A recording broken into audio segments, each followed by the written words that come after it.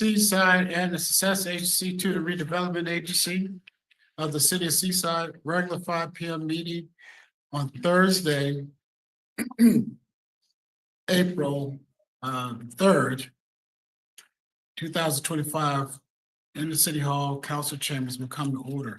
Thank you. Roll call, please. Council and Agency Member Miller. Here. Council and Agency Member Burks. Here.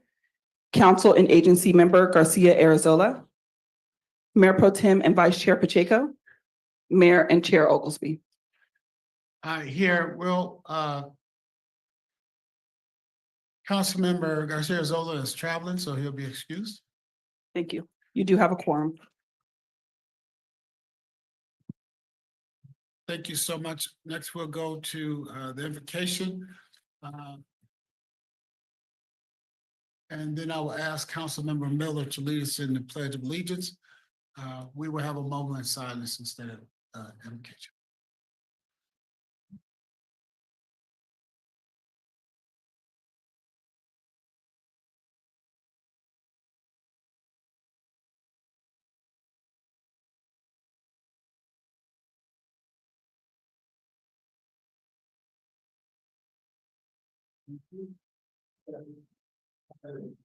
To the United States of America, and to the republic for which it stands, God, justice for all.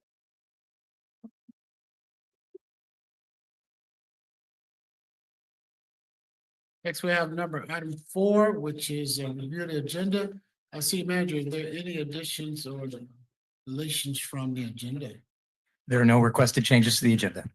Thank you so much. I do anticipate some type of a recess around the 7:30 p.m. time. Item number 5 is public comments. Members of the public wishing to address the city council on matters underneath the jurisdiction of the city of Seaside, but not on this agenda, may do so for up to 2 minutes when public comment is called. We ask that you make your presentation comments at that time and hold your comments on items not on the agenda until that item is called. You also have 3 minutes at that time. For the benefit of the public, please state your name. Public comment is open.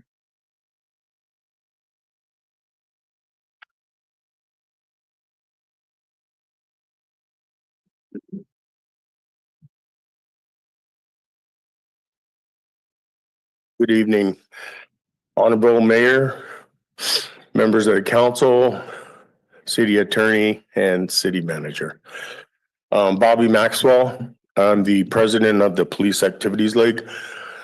I want to invite you all to the annual celebration for the PAL of the end of the season, the basketball season for the PAL kids. It's next Friday, April 11th at Embassy Suites. I believe the doors open at 5. And there's always going to be the usual silent auction and raffles. And we have a special guest speaker this year, which is the mayor and Mrs. Mayor's granddaughter, I believe.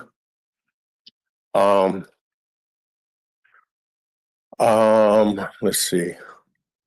Also, the soccer program started last night. And thank you to all the coaches that have stepped up to coach, including Council Member Miller. We appreciate all your efforts. Also, I would like to speak about something that came up.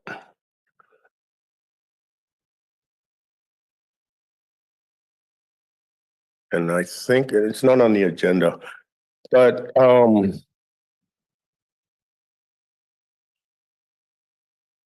yeah, I think that thing is on the agenda. Okay, so I won't talk about that. But we are in need of more commissioners on the Parks and Rec Commission, for one, I know, and probably some of the other ones.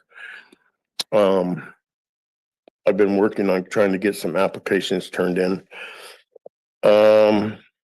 Also, I want to make sure that the public knows that there is an item that's coming up on the news broadcast thing. The track program is not happening this year. And that was a call that I made because we didn't have enough coaches that were qualified as far as the life scan qualifications. So, and also we didn't have enough registered participants. So we nixed the program so we could have a better chance to plan the program for next year. So thank you for your time.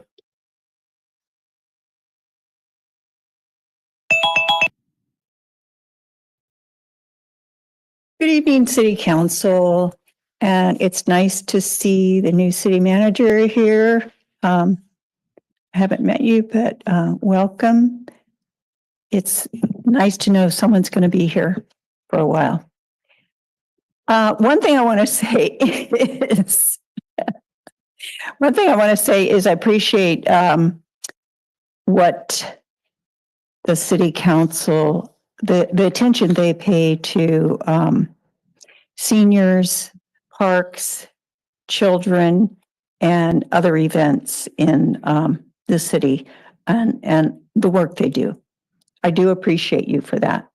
I know there's been a lot of things going on in the city recently, and hopefully we're on a good path. What I'm here for tonight is I have questions about the City Council's plan to reduce the NIC funding for their own use for NIC projects, which requires the ordinance change. I listened to the meeting where this was discussed, but did not get a clear understanding of how or why this change was needed. This means bypassing NIC's purpose and process. This lessens their ability to effectively convey their commission's purpose to the public and constituents. Do we go to CC or do we go to NIC or both? This is going to be confusing. What happens when the council recommends a project that's short of funds? Do you plan on prioritizing your neighborhood improvement project over NIC's recommended projects? Will you be using more of their money? How will you find out answers to how much things are compared to how the NIC does it? Do you plan to coordinate with NIC about what projects you might be recommending or approving? Because you are the final approval. You already have final approval of all NIC recommended projects. How do you plan to seek input for your projects? Is this different from NIC's process? If not, the change is not warranted, in my opinion. Thank you.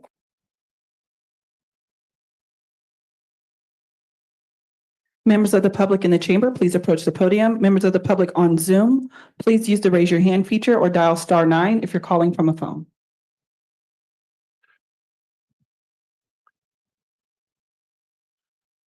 Good evening, City Council, citizens. Peter Kaiser, longtime resident.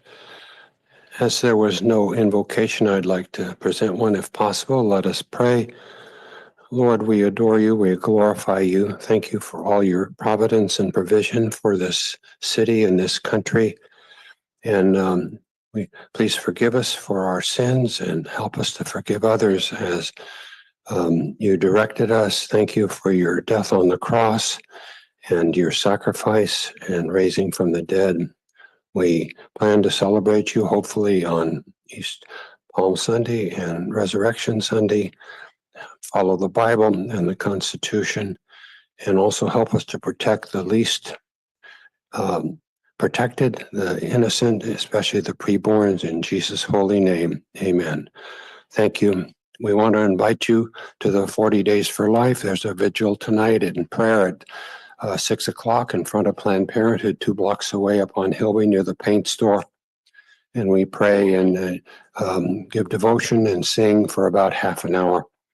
The 40 Days for Life ends on Palm Sunday, but we still continue to pray there, protect the babies. Thousands have lost their lives 2 blocks from here, unfortunately, and about 48 million each year lose their lives unnecessarily around the world. So we also like to ask for some reconsideration on the parking, RV parking in people's own driveways, that if they have a small camper, they should be able to park there. This idea that you can only park there for like a few hours when you're loading it, but you have to store it somewhere else, and it might cost hundreds of dollars a year to store it at some storage place when you should be able to park on your own personal property. So that in the driveway and so forth. So please modify that. And also, there is a consideration that you mentioned.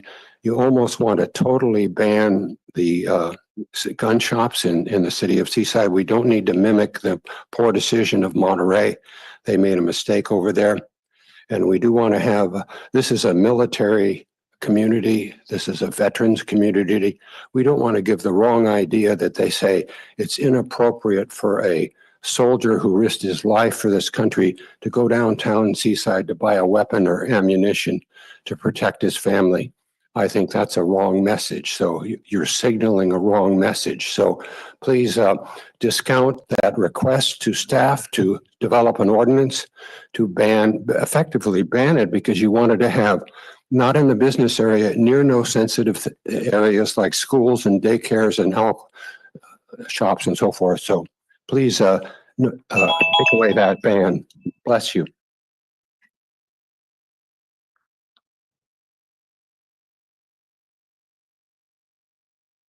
Members of the public in the chamber, please approach the podium. Members of the public on Zoom, please use the raise your hand feature or dial *9 if you're calling from a phone.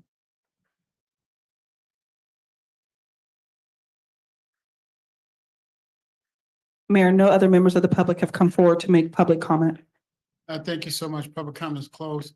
Mr. City Manager, are there any questions, concerns, and or issues that you can speak to at this time? Nothing at this time. Thank you. Thank you so much.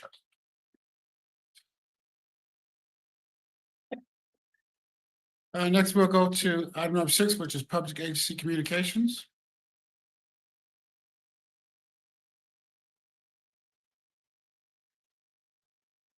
Seeing no one, we'll go to item 6A, Seaside news broadcast of upcoming citywide events and community announcements.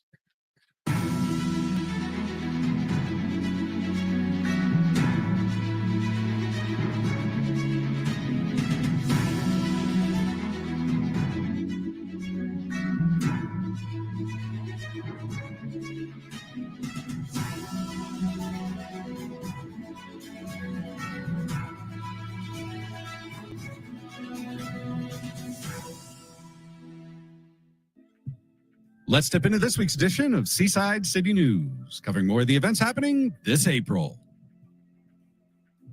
On March 10th, the city of Seaside received official notice from the California State Fire Marshal regarding updated fire hazard severity zone maps.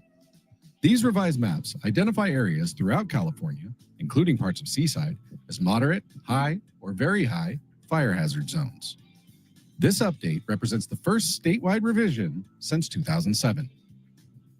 Join FOSPA on Saturday, April 5th at Durant Park, and again on April 12th at Capra Park and Martin Park for a day of community service and outdoor fun. For more information, including future workdays and locations, visit friendsofseasideparks.org.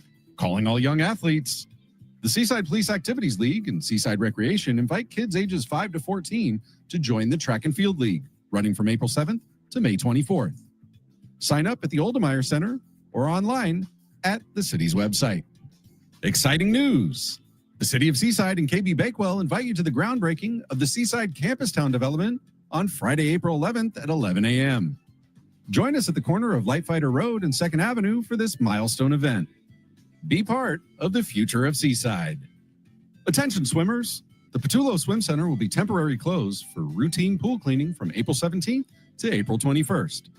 During this time, all swim sessions and aquatic programs will be on pause. Get ready to dance the day away. The Seaside Older Adults Program invites you to Sock Hop Spring Fling at Oldmeyer Center on April 17th. Doors open at 11 a.m. with lunch served at 11:30 and live music by The Edge from 12:30 to 3. Get ready for an exciting adventure. The City of Seaside invites you to the Golden Egg Hunt on Saturday, April 19th from 11 a.m. to 1 at Oldmeyer Center. Bring your baskets and search for hidden treasures in this fun-filled Easter celebration for the whole family. Hop on over and join the fun. The wait is over. Join us for the Seagrove ribbon cutting ceremony on Thursday, April 24th at 10 a.m. at 1105 Broadway Avenue. Seagrove offers modern 1, 2, and 3 bedroom floor plans with in-unit laundry, energy-efficient appliances, and EV charging stations. Be part of the celebration as we mark the opening of this exciting new community. Seaside residents, it's time to roll up your sleeves. A citywide community cleanup, sponsored by the Neighborhood Improvement Commission, is happening Saturday, April 26th from 8:30 a.m. to noon. Multiple drop-off locations will be available and electronics will be accepted, but get there early. Once the bins are full, the cleanup is over. This event is for Seaside residents only, and no commercial dumping is allowed. For more information, visit the city's website. Get ready for a day of fun and sun at the 4th Annual Spring Fling. The Seaside Youth Resource Center and Seasiders Classic Car Club are bringing the community together on Saturday, April 26th from 11 a.m. to 5 at Laguna Grande Park. Enjoy live music, free food, and a great time with friends and family. In Seaside, recycling right is more important than ever. But many residents unknowingly engage in a practice called wish cycling, placing non-recyclable items in the recycling bin, hoping they'll be processed correctly. For more details on how to do your part, visit whatgoeswhere.info and help make a difference. Everyone's Harvest, in partnership with Farms Together, is offering free boxes of produce at the Seaside Farmers Market every Thursday. Please note that the new time for produce box distribution is 5 to 7 p.m., so mark your calendars and we'll see you out at Laguna Grande Park on Thursdays. We appreciate you tuning in to Seaside City News, where we work to include, innovate, and inspire. We'll be back with more exciting events to share with you later this April. Until then, be safe, live fully, and enjoy all our city has to offer. Thank you, Seaside.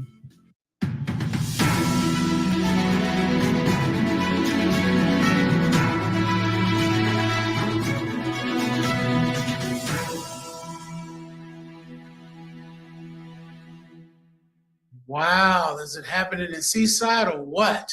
My goodness. Wonderful things happening. I want to thank the team for putting that together.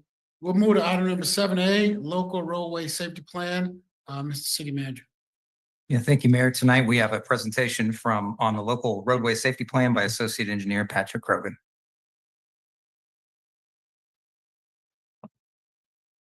Thank you very much, City Manager.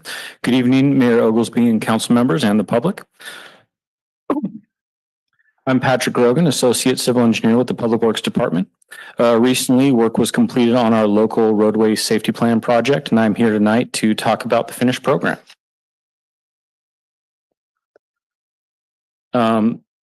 The Local Roadway Safety Plan, or LRSP as I'll refer to it, is a data-driven plan for roadway safety improvements aimed at improving safety for all types of roadway users, including pedestrians and bicyclists. Having an LRSP or a Vision Zero program is soon to be or already required for select transportation grant applications. Examples would be Safe Streets for All or Advanced Transportation Program grants. The city was awarded $36,000 by the Caltrans Highway Safety Improvement Program to develop this LRSP. On June 15th, 2023, the council amended the city's CIP program to include the project and awarded a professional services agreement to Parametrics. Parametrics was selected from the city's on-call engineering consultant list due to their familiarity with similar projects. We commenced work in August of 2023, and the plan was completed in November of 2024. We developed this program with several goals in mind, including meeting all of the requirements for Vision Zero, which is a strategy to eliminate traffic fatalities and serious injuries while increasing safe, healthy, and equitable mobility for all. Seaside is committed to eliminating all traffic-related fatalities and severe injuries by 2040 by developing road networks that prioritize safety for all modes of transportation.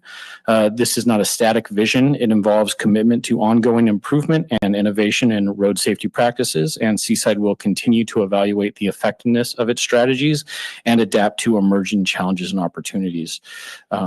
The program goals are as follows: ensure that multimodal safety investments are made in a data-driven manner that is fair and equitable for all Seaside residents.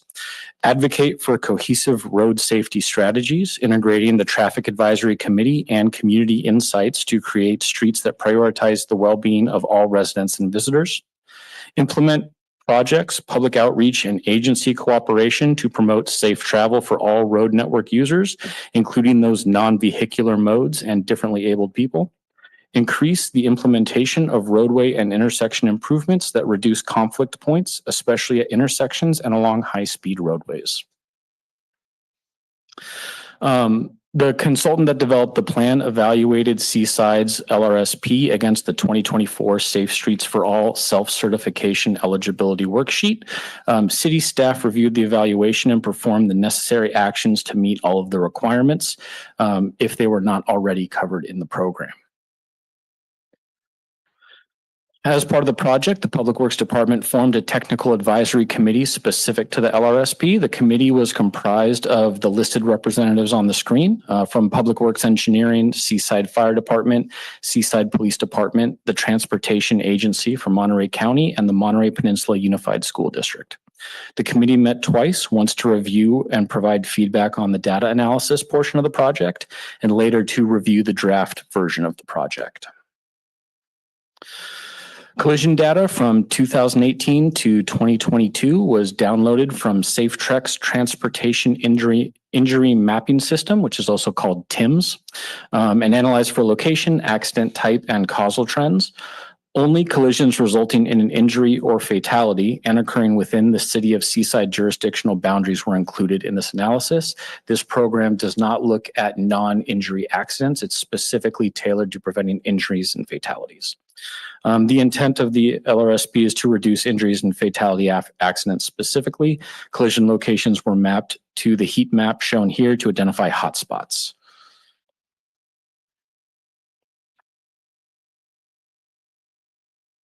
Collision data was broken down into multiple different information groups, including road user types, collision type, primary collision factor, and several other factors.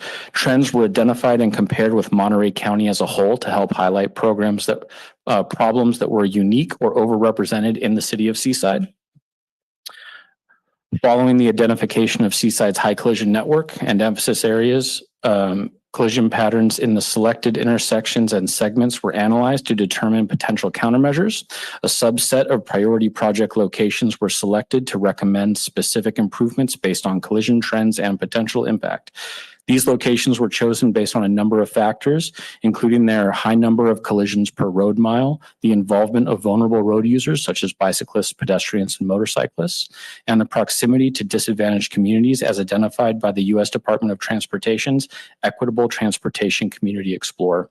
The emphasis areas selected are Fremont Boulevard from Palm Avenue to Clementia Avenue, Fremont Boulevard from Francis Avenue to Sonoma Avenue, Canyon Del Rey Boulevard from Sonoma Avenue to Highway 1, Fremont Boulevard from Echo Avenue to Playa Avenue, Del Monte Boulevard from Roberts Avenue to Canyon Del Rey, the intersection of Monterey Road and Fremont Boulevard at the Highway 1 ramps. It should be noted that the LRSP also provides toolkits and recommended actions for driving behaviors and collision factors that are present all over the city, including in the residential areas. Although the majority of injury accidents occur along Seaside's arterial roadways, which would be Fremont, Broadway, and Del Monte and Canyon Del Rey, Seaside's residential areas have traffic safety issues that can be addressed with this program as well. Promoting a safe transportation system requires a holistic approach considering education, engineering, enforcement, emergency response, and emerging technology. These are the 5 E's for the from the California Strategic Highway Safety Plan. As an example, engineering improvements might include adding directional curb ramps and bulb outs to make navigating intersection crossings easier for disabled pedestrians, or for increasing pedestrian visibility for oncoming cars. Or we could consider adding protected left turn phasing into our roadway striping and traffic signal patterns at high traffic intersections. Education measures might involve distributing flyers detailing the proper way to park a vehicle when no curb or sidewalk is present. And enforcement measures might include prioritizing ticketing for traffic violations that substantially increase the likelihood of pedestrian or bicycle involved collisions. Public Works held 2 community outreach events prior to finalizing the program, the first on January 11th, 2024, and the second on July 19th, 2024.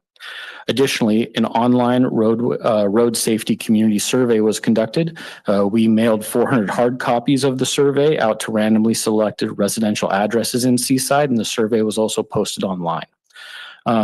I believe they received 190 responses total for the survey.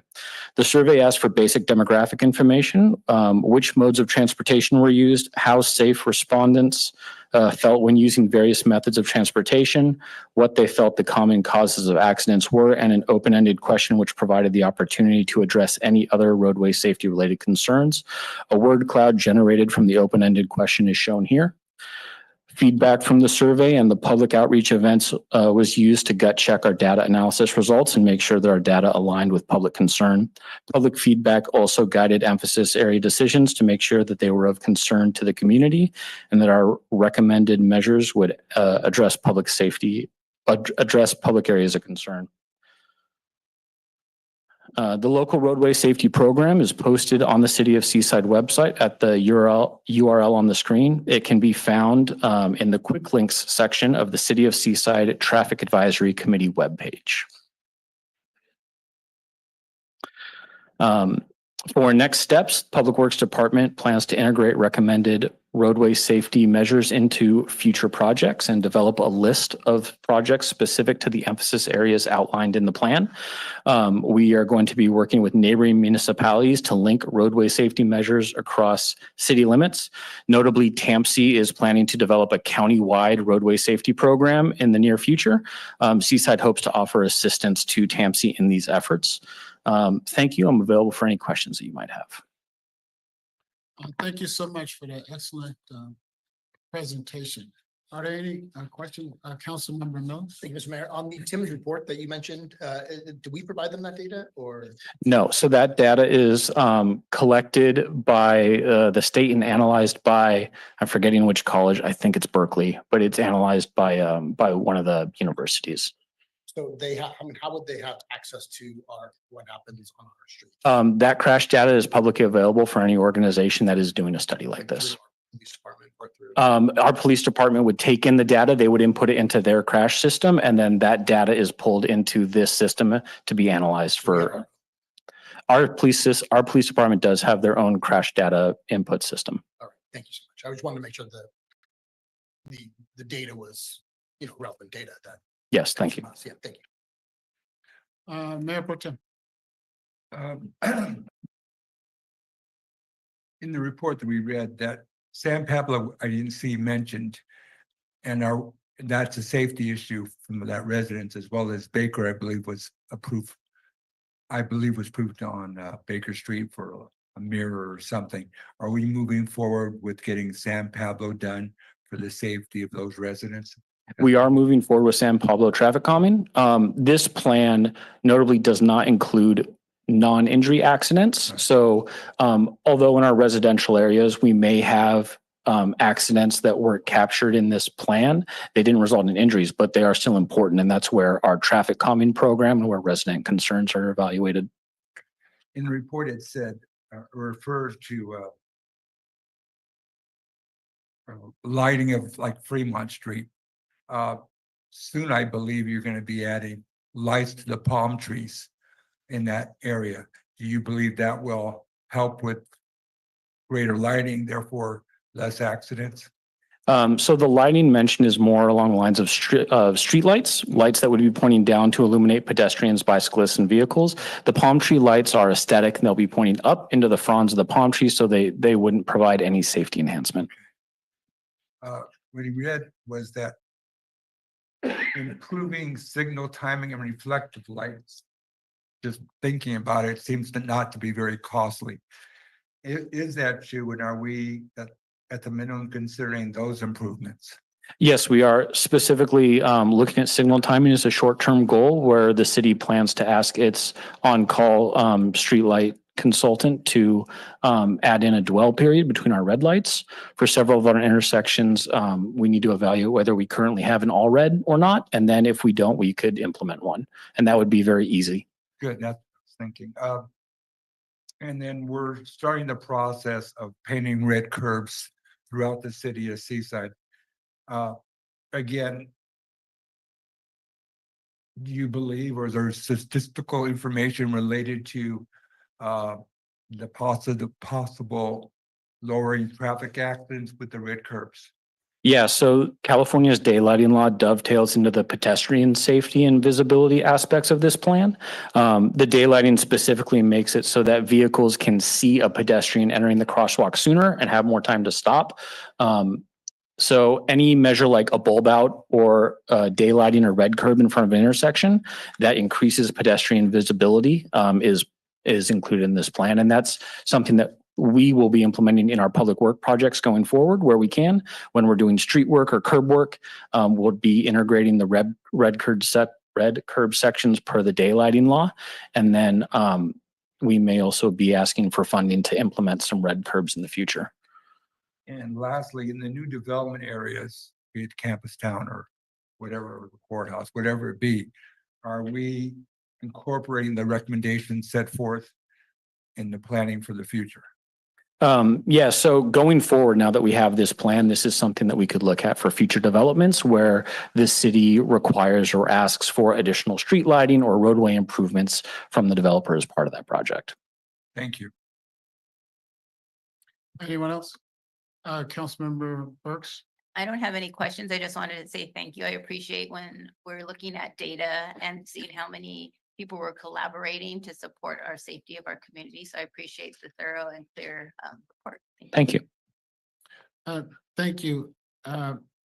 In there, is there ability for us to, we should be moving towards AI lighting and I know TAMC is doing a lot of work and we're talking about doing that on 68. Is that in that report? I'm using the data. Do you think going forward, we'll be able to do some of those things with some of our lights? Yeah, so I briefly touched on the 5 E's, one of which is emerging technology. When looking at our emphasis areas, they have recommended improvements in each of those 5 E's and integrating AI-driven traffic signaling or something similar is what we could consider for some of our high collision intersections. And I know Monterey has a couple of AI lights. I don't know how close they are to our boundaries, but when you talk about, coordinating with other municipalities, that would be something that I'm sure we can coordinate with them on to meet at the boundaries. Yeah, especially at Fremont. Especially at Fremont. I think that's where it stops off at. Thank you so much. Thank you. Next, we go to item 8, consent agenda 8A, approved minutes from March 20th, 2025, regular meeting. 8B, approve and file city checks. C, approve and file success agency checks.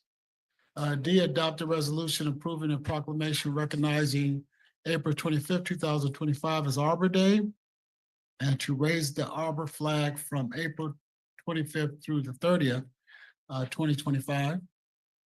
8E, approve proclamation recognizing May 1st as Law Day. 8F, approve a fee waiver request from Palenque Arts Organization to use Laguna Grande Park to hold their 9th annual Palenque Arts Festival on June 1st, 2025, in the amount of $1,268. G, approve a fee waiver request from the Mayor's Youth Fund contribution for $1,500 from Seaside High School Pacific Islanders Club to assist with a school trip to to tour Southern California universities. H, adopt a resolution approving a lease agreement with Stepping Stone Outreach, Inc. for the structure on 962 Hilby Avenue. I adopt a resolution authorizing the closure of Canyon Del Rey Boulevard for 3 city-sponsored events on Saturday, June 14th, 2025, Friday, July 4th, 2025, and Sunday, September 28th, 2025. And J, adopt a resolution approving a professional service agreement with Wallace Group for construction management and inspection services for amount not to exceed $70,068 for the Hilby Avenue Traffic Calming Improvement Project. That concludes the reading of the consent agenda. Does anyone on the dais would like to remove an item from the consent agenda? Is there anyone from the public would like to move an item from the consent agenda?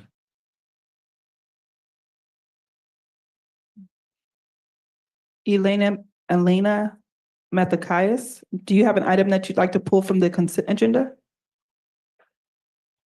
No, I just had a question. We'll come back at public comment There's no more public. We'll come back on the question. on the question. Okay, bringing it back. What is the will of the council? Make a motion to approve the consent agenda. Second. Is there probably moved to approve the consent agenda? On the question, we'll go to a public comment.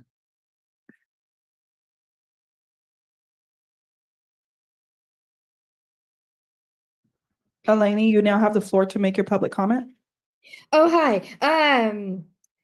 Would it be possible if the city could put like a crosswalk or a stop sign between Hilby and Schaefer, because people drive up and down that hill like they're going like 100 miles an hour, and I have to cross in that intersection to go down to Hilby and Schaefer to catch the bus. And I'd rather not get hit by a car when people are speeding up and down that hill.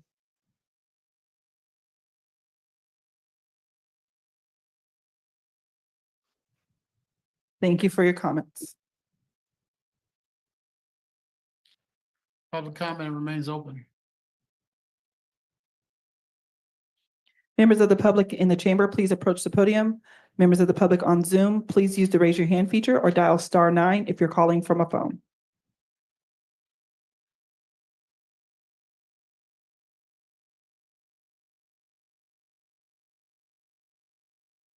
Mayor, no other members of the public have come forward to make public comment on the consent agenda. Thank you so much. Public comment is closed. I think the question was about a stop sign on Hilby. The whole object of the traffic calming on Hilby is to slow that traffic down. So we have to implement the traffic calming to see what is still happening. And then if it's still a need, then those concerns can go to the TAC committee. But traffic should be slowing down significantly on Hilby with this traffic calming.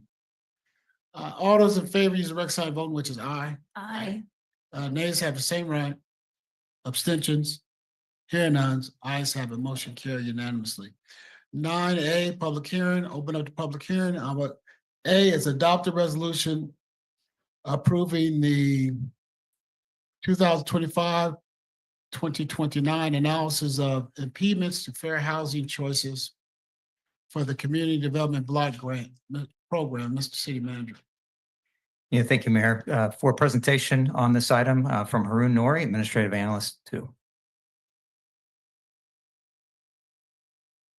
Thank you, Mrs. City Manager. Good evening, Honorable Mayor, Council, staff, and members of the public. My name is Haroon Nouri. I am the Administrative Analyst for the Community Development Department, Block Grant Program. My apologies. Just share my screen. There you go. I'm joined tonight by Lisa Baker with Michael Baker International, the city's CDBG program consultant. Lisa, in her team's role, has been instrumental in preparing the analysis of impediments document. Tonight, Lisa and I will be tag teaming to present this item, which is the adoption of a resolution to approve the 2025-2029 analysis of impediments to fair housing choice. The approval of this item will enable the city to continue receiving CDBG funding over the next 5 years. And with this, I will turn it over to Lisa. Thank you very much, Haroon. City Manager, Honorable Mayor, members of the City Council, I'm pleased to be here tonight to give you a presentation as part of the adoption cycle of the 5-year consolidated plan. So the City of Seaside is a federal entitlement grant city, and it receives Community Development Block Grant from the U.S. Department of Housing and Urban Development. And as a recipient for these funds, there are several documents that have to be prepared in order to be able to accept those funds over the next 5-year cycle. And it usually kicks off on a 5-year cycle with the analysis of impediment study, which is required to be done once every 5 years in tandem with the consolidated plan cycle. And the data used in the analysis of impediment and the fair housing goals adopted within the analysis of impediment are actually form a portion of the goals and opportunities of your consolidated plan over the next 5 years. The other thing this analysis of impediment does is provide updated data and objectives, and that includes data from the American Community Survey, which is the census, as well as local data from such sources as the housing element, state, county, and other city data. So it is a very data-heavy document. And for example, it can be used in the formation of future equal access opportunities to be able to use this data to see, for example, how it would lay over the mapping for the presentation we just heard a little bit before. We can go to the next slide, please.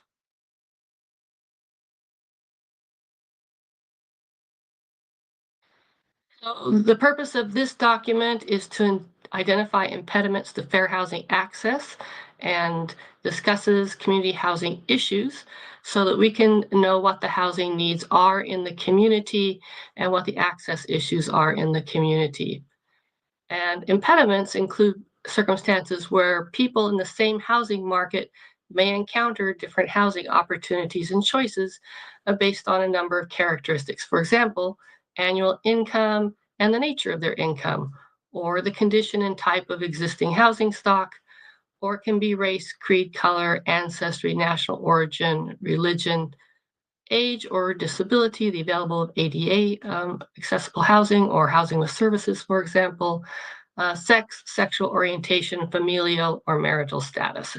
And this document that we are doing and this data that we are collecting is actually required by the federal government in a particular format for the data that we are collecting. Next slide. So the AI involves the data component.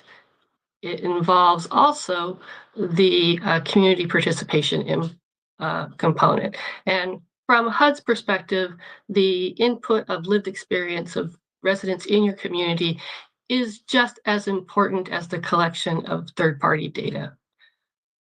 And so we began this process, and all of this public participation process also rolls into your 5-year consolidated plan. And we started that with a virtual kickoff meeting on September 10th, 2024. And then we also created a community needs assessment survey, which was done online with quite a bit of the city's participation in getting the word out with QR codes and a lot of ability for people to be able to easily access that survey. And that was done from August 5th, 2024 to November 19th, 2024.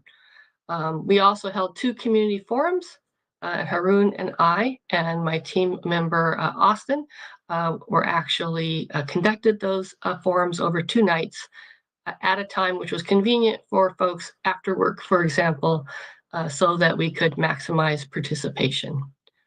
And then separately from that, we conducted one-to-one stakeholder interviews. This would be with social service and other organizations that provide services to the residents in Seaside. And we held those interviews over the summer and winter 24-25. And those touch on the topics that the federal government has delineated that we need to ask questions about. And then finally, we have a 30-day comment period prior to tonight's event from March 6th to April 4th.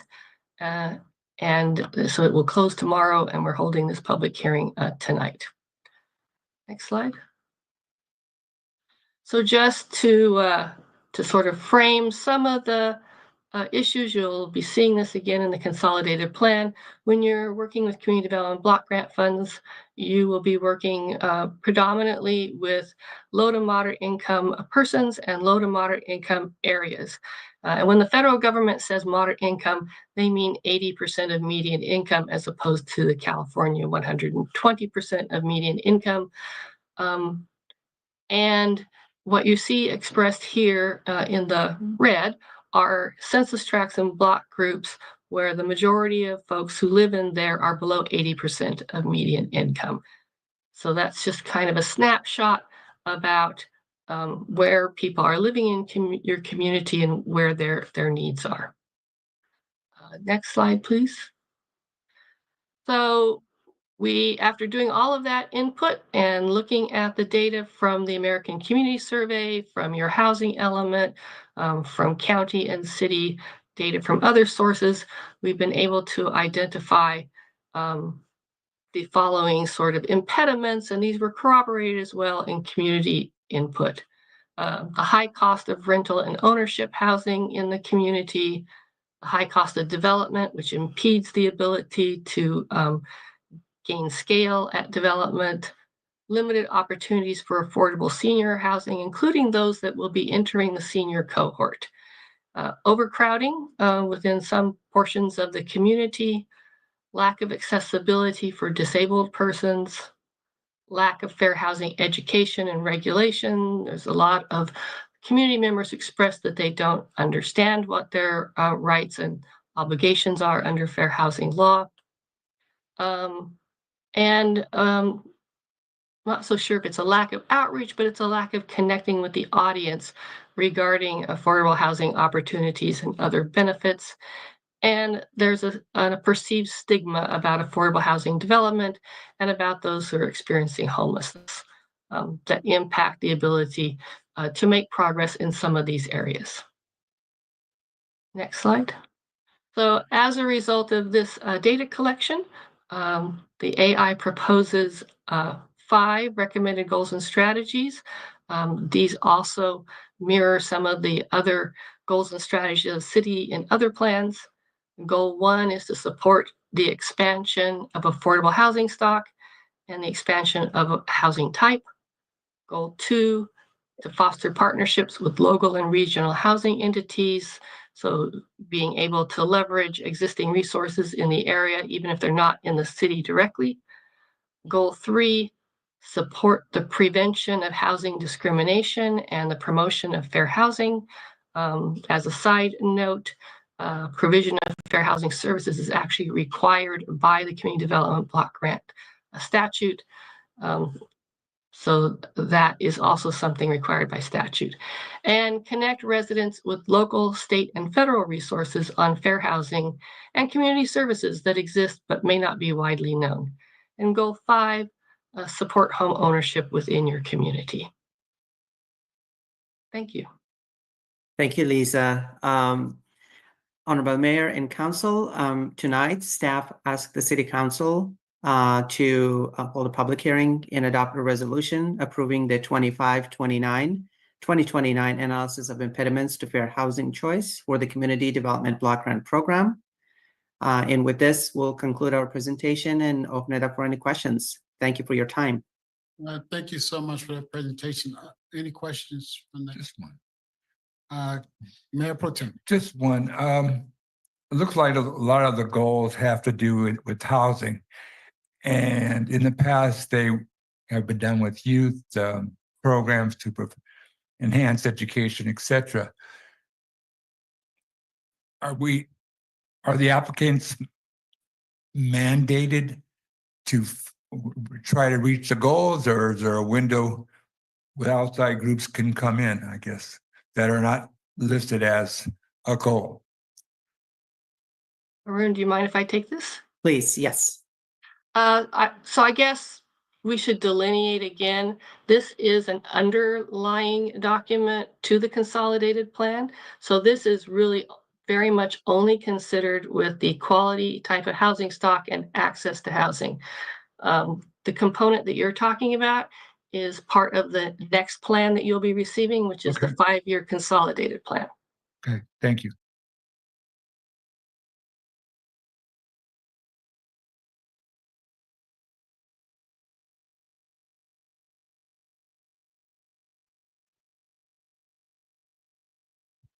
Thank you so much. We'll take it out to, I'll hold my questions. We'll take it out to public comment. Public comment is open.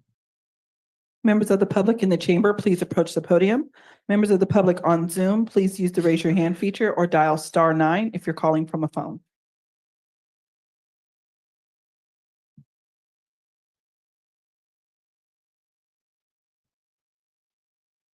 Good evening, Mayor, council members, and staff. My name is Robert Daniels Jr., and I'm an organizer for Building Healthy Communities. I'm speaking concerning the city's draft analysis of impediments to fair housing choices for the 2025 to 2029 period. The findings presented in the report are both urgent and deeply concerning. Systematic barriers continue to limit access to safe, affordable, and equitable housing, particularly for low-income residents, renters, and historically marginalized communities. Over 51% of Seaside's households are classified as low income, while affordable housing remains severely limited. The report also highlights persistent racial disparities. The dissimilarity index on page 16, the index that measures segregation in our community, remains above the national threshold for integration, particularly between Black and Hispanic residents. This confirms that racial segregation is not just historic in this community, but ongoing. The city should implement targeted outreach, ensure zoning policies do not unintentionally reinforce segregation, and establish community programs to promote home ownership among Black and Brown residents. This issue is especially urgent for Seaside's Black community, which has experienced a 35% population decline since 2012, despite being a core part of the city's identity for generations. The median income for Black residents have increased only 4% over the decade, compared to 44% for white counterparts, while Black unemployment remains at 12.4%, more than double that of its white counterparts. These disparities must be seen as a structural failure, as they are. Language access also remains a challenge. Nearly 20% of residents have limited English proficiency. As a solution, the city should require fair housing materials, tenant rights notices, and rental advertisements to be translated into Spanish and other locally spoken languages. Additionally, Seaside's aging housing stock poses a threat to health and safety, especially in communities of color. I recommend expanding the city's housing rehabilitation grant programs and partnering with local health organizations to identify and address lead-based paint and substandard conditions. Also, expanding the code enforcement, which I think the city is already planning on doing. For persons with disabilities and seniors who make up over a third of our population, the lack of accessible housing must be addressed. The city needs to adopt universal design standards for new developments and incentivize retrofits for existing units. Finally, to combat discrimination in lending and rental markets, the city should begin or expand a fair housing testing program and partnerships with local legal aid organizations to enforce tenant protections. This is a critical moment for Seaside to move forward beyond compliance and towards justice. Let us continue to build a housing landscape that truly reflects the dignity and diversity of our residents. And just to reel it back in, the goals that I would personally support is goal number 3 and 5. Thank you. Members of the public in the chamber, please approach the podium. Members of the public on Zoom, please use the raise your hand feature or dial *9 if you're calling from a phone. The caller listed as DSA USA, you now have the floor to make your public comment. Thank you, Carla Lobo. While the plan outlines key housing challenges in our city, it fails to address systemic barriers faced by low-income residents, housing choice voucher holders, and families of color. Furthermore, it lacks meaningful community engagement enforcement mechanisms and measurable, accountable metrics. The areas of concerns are the lack of community engagement representation. The draft plans do not include input from voucher holders, low-income tenants, and families of color who are disproportionately affected by housing discrimination. A proposed revision would be required at least 3 community forums per year focusing on tenant rights and housing access for low-income residents. Establish a tenant advisory board under the city's nonprofit housing board with at least 50% representation from impacted residents. Conduct an annual tenant surveys to track discrimination and affordable concerns. The discrimination against voucher holders and low-income residents. A proposed revision, adopt a housing anti-discrimination ordinance requiring all landlords receiving public funds or tax benefits to accept Section 8 and housing vouchers, choice vouchers. Create a housing enforcement task force to investigate and penalize landlords violating fair housing laws. This historical grant block had been utilized for other types of program versus what it should have been utilized before, which is why we're not seeing these highlighted as goals to meet. The lack of oversight in private low-income housing programs. Implement quarterly audits for private entities managing low-income housing. Publish a public affordable database listing all income restricted units, rental rates, and compliance statuses. Require developers reporting on income verification, lease denials, and rent increases. Failure to support HUD programs and alternative affordable housing solutions. Require the city to apply for at least 3 new HUD funding opportunities per year. These are all recommendations that should have been in this assessment. Partner with nonprofit developers like Chispa to expand affordable housing. Oversight emphasis on senior housing. We're overemphasizing on that when there could be utilization in other areas. But if we are going to think about senior housing, relocate at least 50% of affordable housing efforts to target families with vouchers and holders and working class residents as well. Implement a mixed income housing policy requiring that at least 30%, not just the 20%, of new affordable housing units be designated for non-seniors. Expand rental assistance programs for low-income families below 15% AMI. Lack of accountability and transparency. Require an annual fair housing reporting tracking the number of vouchers held placed in the housing. All these can be implemented and should have been considered. I yield the rest of my time.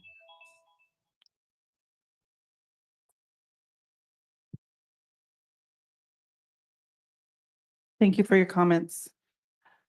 The caller ending in 4436, you now have the floor to make your public comment.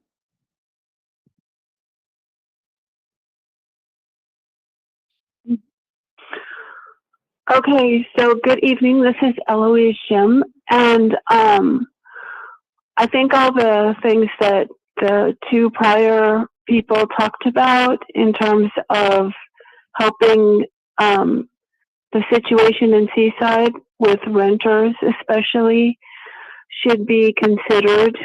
And also, I think that Seaside should maybe have a task force to implement studying both Monterey and Salinas because they have programs for renters so that renters aren't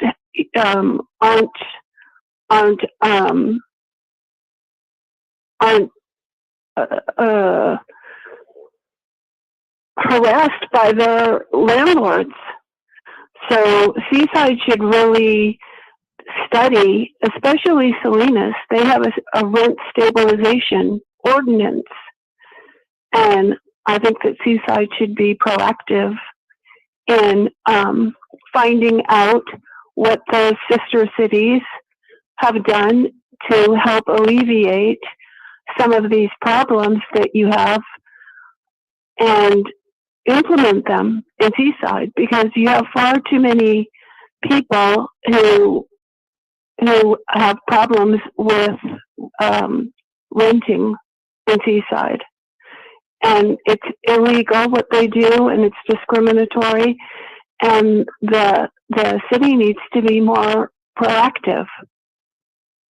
Thank you. You can cut my time off now.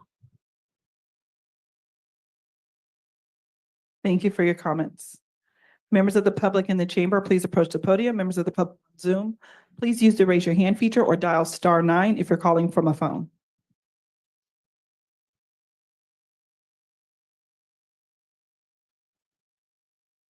Mayor, no other members of the public have come forward to make public comment on this item. Thank you so much. Public comments closed. Bringing it back to the dais, what is the will of the council? I'll make a motion to approve 9A. Second. Then properly moved in second. On the question, are there any questions, comments? I'll just make a few. Did you have a comment? No. No, did you have anything? I just wanted to get some clarity on, this is just us studying for giving the money to the groups that we give the money to every year, No, that's not what this is about. the community block grant. No, this is about the analysis of the impediments to fair housing. Right. So right now, I don't think we're issuing any money. We're not talking about issuing any money. to No, I anyone. know, but for future. Yeah, this is the foundation. Okay, right, I understand. So, yeah, okay, thank you. Okay. Yeah, no, I still don't agree with this is the block grants we give money to, but this. Yeah, okay. If that helped you, I didn't, yeah, okay, I'm sorry about that. This is a good document. It was a well-researched document, well analysis. I think, the first commenter made some good comments and we look to do a lot of that stuff. But we have to adopt this. And I think as we adopt this analysis, there's a lot of room to implement some of those concepts and programs moving forward. On the question, all those in favor, well, this is on the question, all those in favor, use the red sign voting, which is aye. Aye. What you said? Yeah, okay, that don't count. Nays have the same right.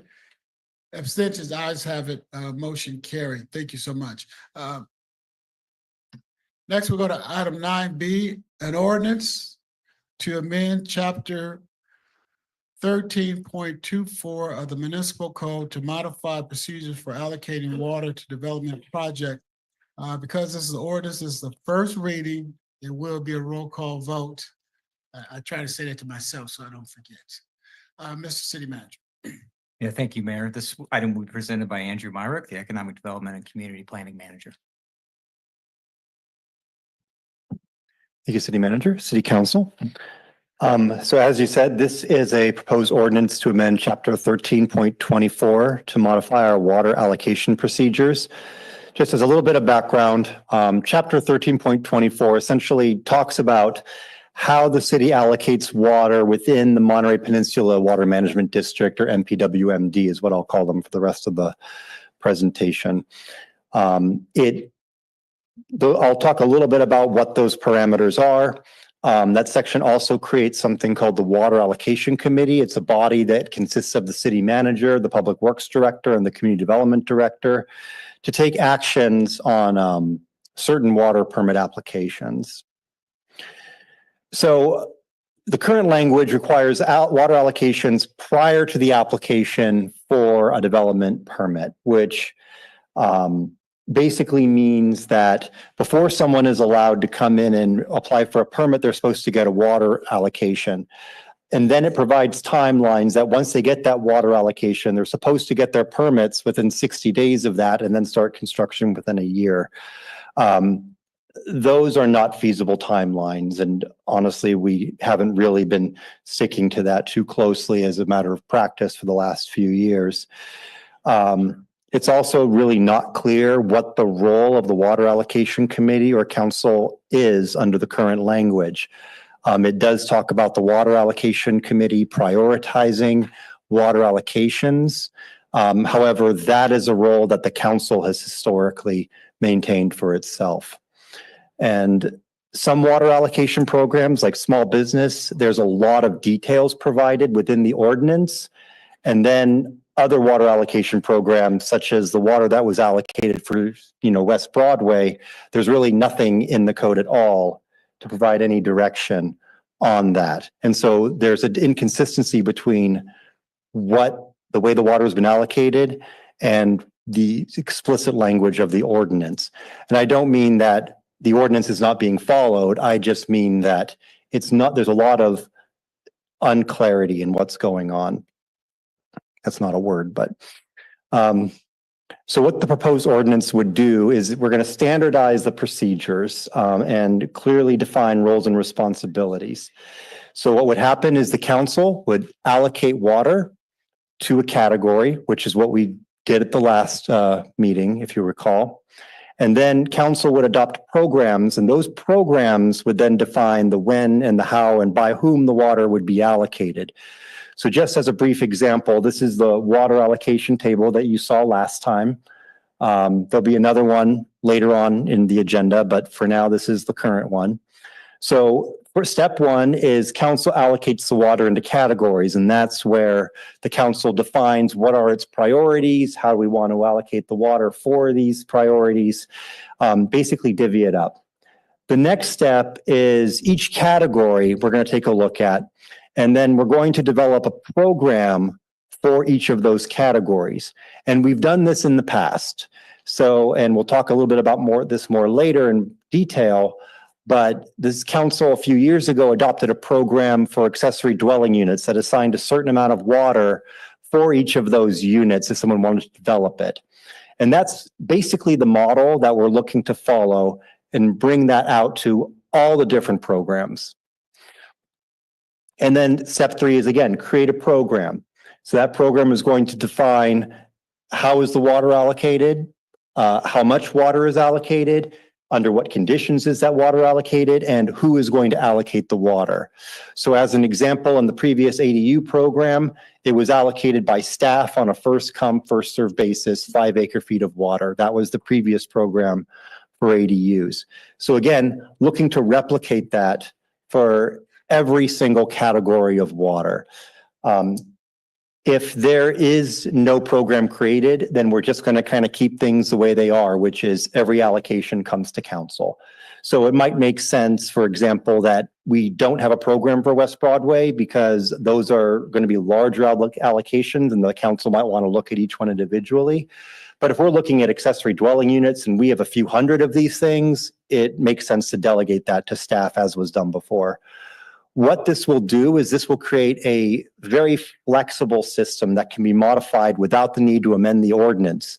So right now, if we wanted to change the small business program, which is in the ordinance, that would take a couple of months of process in order to do that. Versus if we set it up so that it's a resolution, which is what's being proposed, we could do that within a couple of weeks. It would still go to council, would still be publicly noticed, would still be transparent. It's just going to be faster. And we would also be able to have flexibility to define who the various roles are. So the water allocation committee, it might have a role in certain situations, other situations might be staff. We can define that individually in each program so that we don't have to have a one hard, fast rule that may not work in every scenario. So again, just to kind of reiterate, the goal of this is to create some clarity, define roles, and create a program so that we've got a flexible system so that we can establish programs and make changes more quickly than we can today. And so staff's recommendation is that the council introduce the ordinance for consideration at the next meeting. I'm happy to answer any questions you may have. Thank you for that. Any questions? Councilmember Miller. Thank you, Mr. Mayor. And just to reiterate, so this allows you to maneuver the chart, change the chart if we need more water in the downtown area. We're able to do that without coming back to the council, if I understand you correctly. No, we would bring it back to the council, but we don't have to do an ordinance adjustment. But it still comes in front of the board, the city council. Yes. Yes, because this basically it assumes the allocation of water is a designation of priorities, right? Like at the last meeting, we had a conversation and we had the presented numbers and the council said, actually, we want more water for West Broadway. That's the council's way of designating that as a priority, right? And really that is not something that staff should be doing. Only the council can establish those priorities. Thanks for that. I understand now. Anyone else? It's pretty straightforward. I think you're saying taking it out of ordinance, put it in the resolution and the program, policies and procedures. So we can be flexible enough that we don't have to go through a 3-month process to change the ordinance. Correct. Thank you so much. Public comment is open. Members of the public in the chamber, please approach the podium. Members of the public on Zoom, please use the raise your hand feature or dial *9 if you're calling from a phone.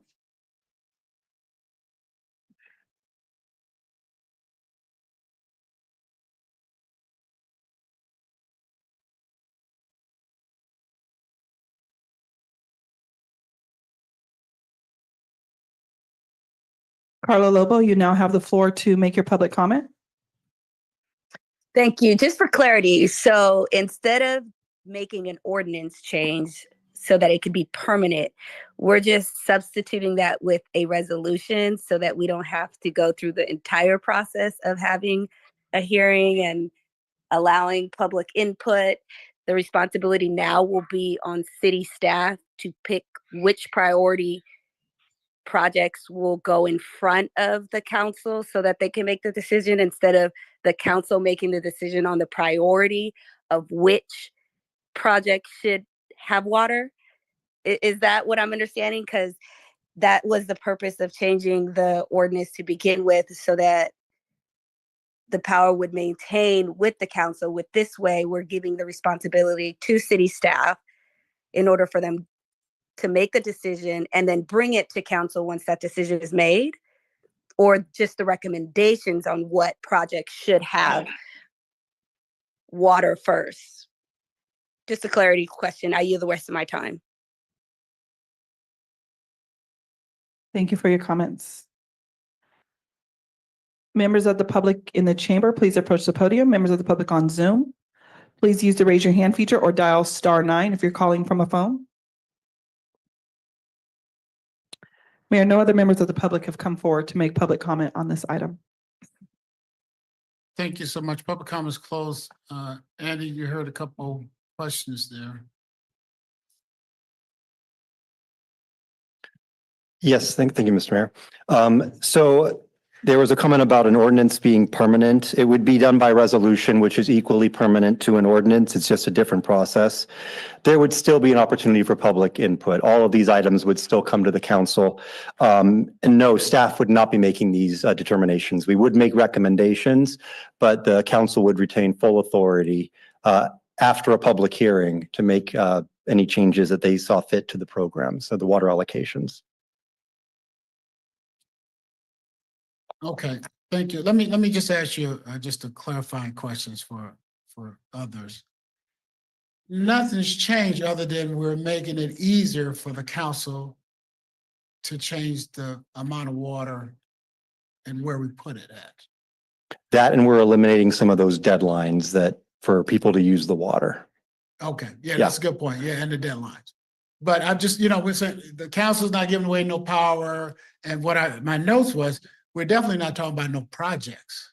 Correct. Okay, right. We're just talking about either it's going to be done through ordinance, where it would take us 90 days, 100 days and post it in the paper to do, or it's done by resolution, which we can make a decision after staff weighs in.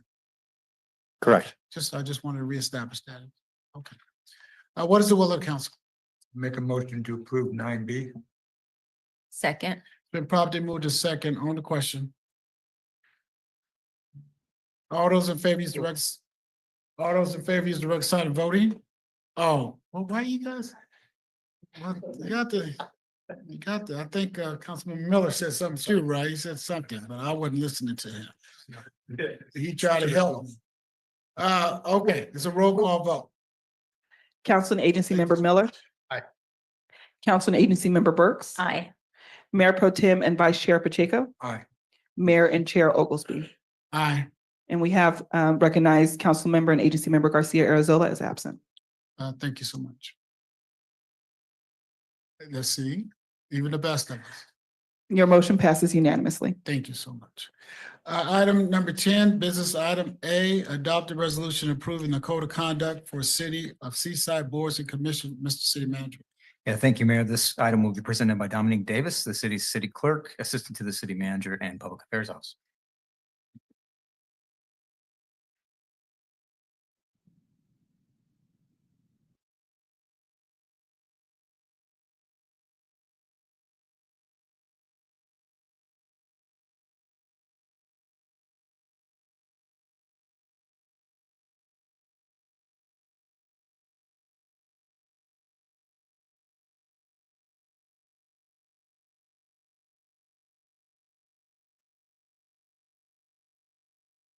Right. Good evening, Mayor, City Council, members of the public. My name is Dominique Davis, your city clerk, and tonight I'll be presenting the proposed code of conduct for the Seaside boards and commissions. This has been a collaborative effort driven by the council's direction and our community values and the shared commitment to ensuring that those who serve in these important civic roles do so with integrity, accountability, and purpose. Let me just activate my.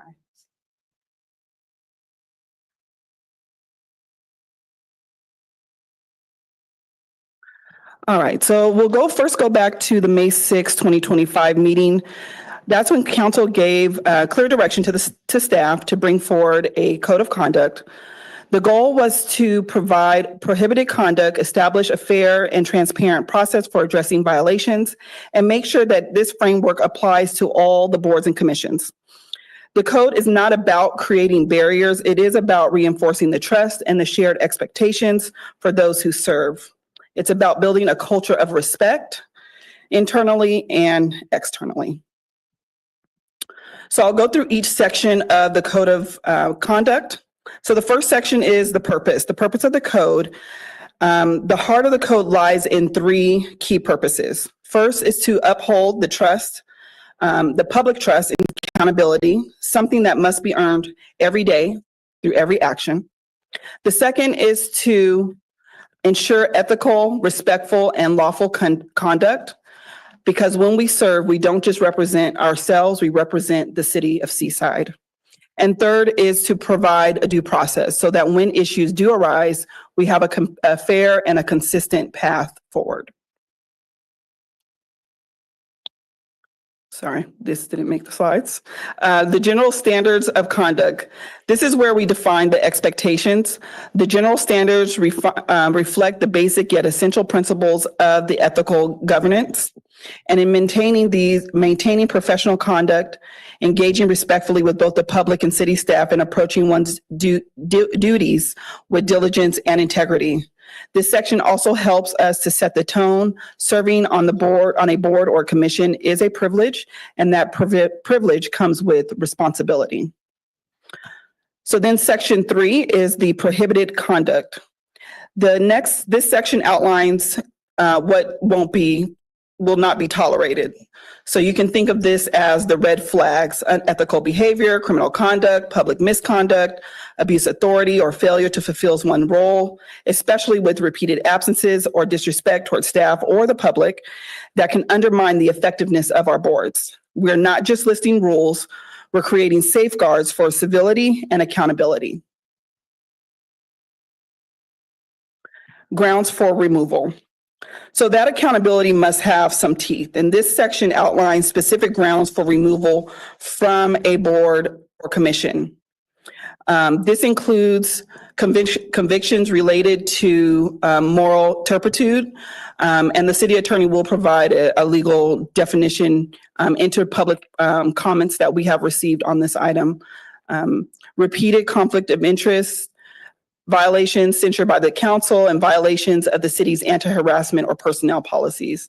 We want to be clear that service is not guaranteed. It's conditional on the meeting the standards set forth in the code of conduct. Along with that, the version of the code of conduct in the packet included the word may that has been recommended to be stricken now and replaced with shall. A member shall be removed from a board or commission in any of the following reasons, and the grounds for removal list those reasons that I just went through.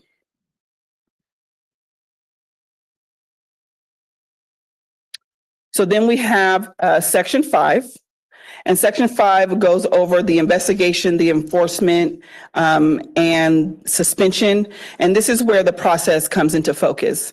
If there's an allegation of misconduct, the response will match the seriousness of the situation. There will be an informal investigation reviewed by a subcommittee of the City Council, and the member would be suspended while the facts are determined. If misconduct is confirmed, action can range from a formal reprimand to outright removal. And importantly, the members are always given written notice and they would have a chance to respond, ensuring fairness at every step. And here you'll see in section 5, updated based on comments received since the publishing of the agenda. Where number 1 for section 5, allegations of misconduct shall be subject to an informal investigation by a subcommittee of the City Council. Number 2, members under investigation shall be suspended from duties pending the outcome of the investigation and/or adjudication by court. Number 3, if misconduct is substantiated, the member shall be removed from the board or commission by the City Council. 4, members removed shall be provided with a written notice and an opportunity to respond before final action is taken. And this is also in addition to the council's existing power to remove a member of a board or commission for any reason or for no reason at all, which is currently adopted in our municipal code. Acknowledgement and agreement. One of the most important steps that we're recommending with the code of conduct is formal acknowledgement. So we are proposing that all board and commission members are required to read and sign the code, and you can determine what that time frame would be. 30 days, which would mean because this would go into effect immediately, it would mean that they would need to do that by May 30th, if 30 days was the time that you prescribed in which they would need to do so. And also to determine whether failure to do so and what action the council would like to happen, and would that result in automatic removal from their appointed position. The idea here is just that agreeing to the code is a part of their commitment to serve. So the recommendation is that staff is requesting that council consider these recommended changes, including the acknowledgement component. And if council supports the direction of this code, we'll incorporate these updates into the final document, and it will be enacted as such through the resolution for adoption. This resolution would go into effect immediately. So just in closing, the code of conduct is more than just a document. It's a reflection of our values as a city. It says to our community that we take public service seriously. We expect those who serve to do so with integrity, and we're committed to transparency and fairness in how we lead. Thank you for the opportunity to present. I'm happy to answer any questions. The city manager and the city attorney may also be responsive to your questions as well. Thank you. Thank you so much. Any questions, Councilmember Miller? Thank you, Dominique. And so if somebody wants to serve on a board or commission in the city of Seaside, do they file an application? Yes. And within that application, is it possible that this can be included into the application saying, hey, you apply? This is our code of conduct. Right. Yes. So because I'm afraid that at 30 days, it might, 30 days sometimes goes fast and they might not do it or whatever. And then we're punishing them for after the 30 days. So my opinion is right up front, you apply to a board or commission and you agree to our terms, and our terms are to, that's my. The recommendation for the 30 days or for whenever they would sign this acknowledgement is for existing commissioners. So they've already applied, they've already been appointed, they're already sitting on boards. We're asking that they would agree to So this how code of How conduct. about new people? New people, it would be effective once they're appointed. And we just give them a copy of this when they, Right, we could include it on the application as suggested. okay, so They could know it would be upfront, part of it. If they're going to sign the application, they agree. they would agree to the, Or these terms. That the Correct. city council agrees to. yes, we could And- make that a part of the And process. oftentimes we use this term grandfathered. I mean, as in, it doesn't apply to certain people that have already been on on commissions. Is that the case in this situation, or once it's adopted? Once it's adopted, this applies to all people on a commission or those who plan to be on a commission. Okay, thank you.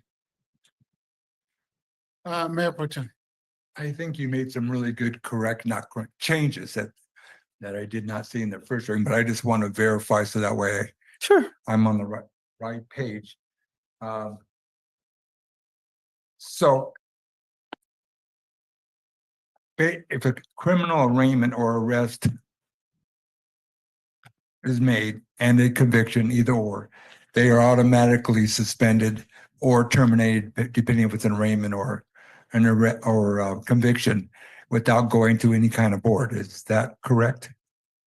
Not going to any, Because in here, initially what I read was they were going to go to a ad hoc group or a group for a hearing or at least a discussion of what they did. Now it appears with the changes, they're just going to be automatically suspended. Am I reading that wrong or not?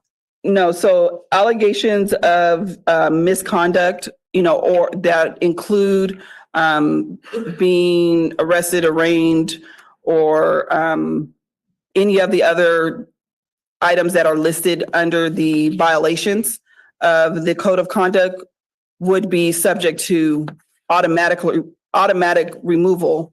And alleged misconduct or violations of misconduct would be would be subject to an informal investigation and then reviewed by a subcommittee of the city council. I'm relatively simple. The word that gets me is subject to. Mhm. So if I go rob a bank or rob 7-Eleven for $100 and I'm on the commission or on the council, I'm automatically suspended. Is that what we're saying That would be, here? yes.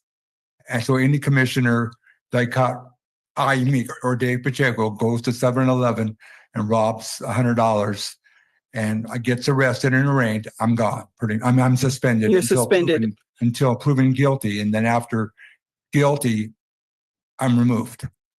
It doesn't,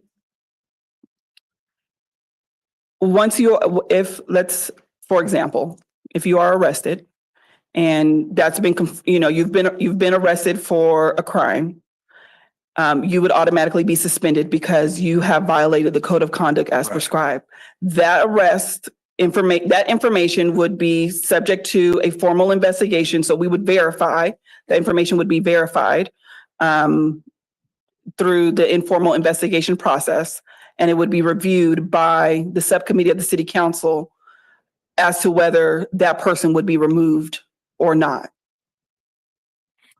So let me try it It's an again. automatic suspension. Okay. And then removal would be subject to the subcommittee's decision making. So the removal would be up to the Correct. to the subcommittee to recommend. Right. But the suspension would be automatic. There would be no, the suspension would be automatic. So could we, I guess, is then if a person is convicted right now, instead of going to a review committee, could we say shall be removed without going to a subcommittee? Yes, you may.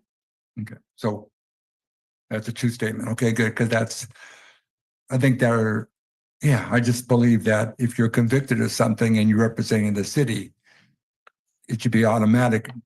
Because if I'm Mr. Nice Guy, or better yet, she's Miss Nice Guy, you might be more subjective to release that person. Just a thought. I won't ask two because I believe all arrest reflects poorly on the city, be it Johnny down the street or a commissioner. And I guess my point is be it arrested or convicted. Those are automatic reasons for suspension because it reflects poorly on the city. So, and my last question, I've already said it, but I'll say it again because of what I wrote in advance. The termination, I'll try to shorten the termination. We could write the word will be terminated, removed from office if they are convicted as well as suspended. Correct. Okay. Correct. That would be my point of concern. Yes. Okay. So number 3 of section 5 states that if the misconduct is substantiated, which if they were convicted of the crime, found guilty, that the member shall be removed from the board or commission. Right, without going to a committee. Well, the city council appoints the commissioners, so they also have to remove the commissioners. So it's not automatic in the sense of, that they just stop showing up to meetings or they stop being on that commission. There has to be a formal action to remove them from the commission, just as if there's a formal action to appoint them to the commission. That action has to be, otherwise there's no conclusion on the record as to the status of that commissioner.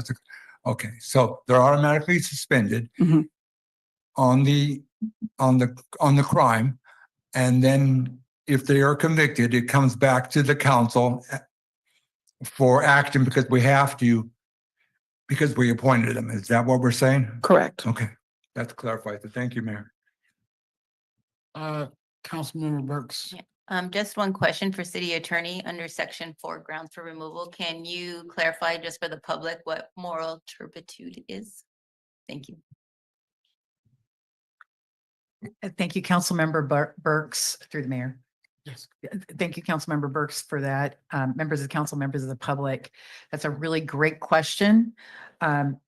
There's not an explicit definition of moral turpitude in the California state law. However, the California Supreme Court has acknowledged that the idea of moral turpitude is elusive and incapable of precise definition.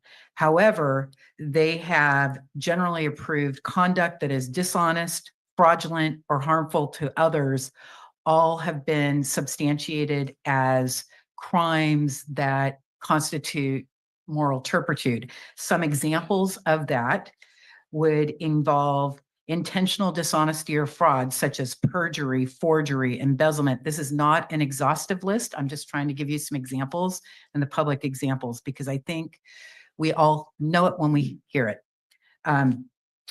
Depraved or vile conduct that shocks societal norms, such as murder, rape, or aggravated assault.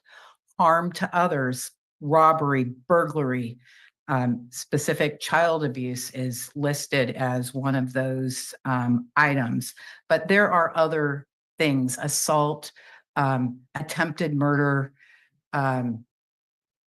repeated driving under the influence could be considered to be a crime of moral turpitude.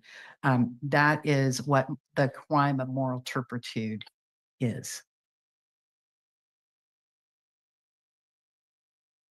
Thank you. Anyone else?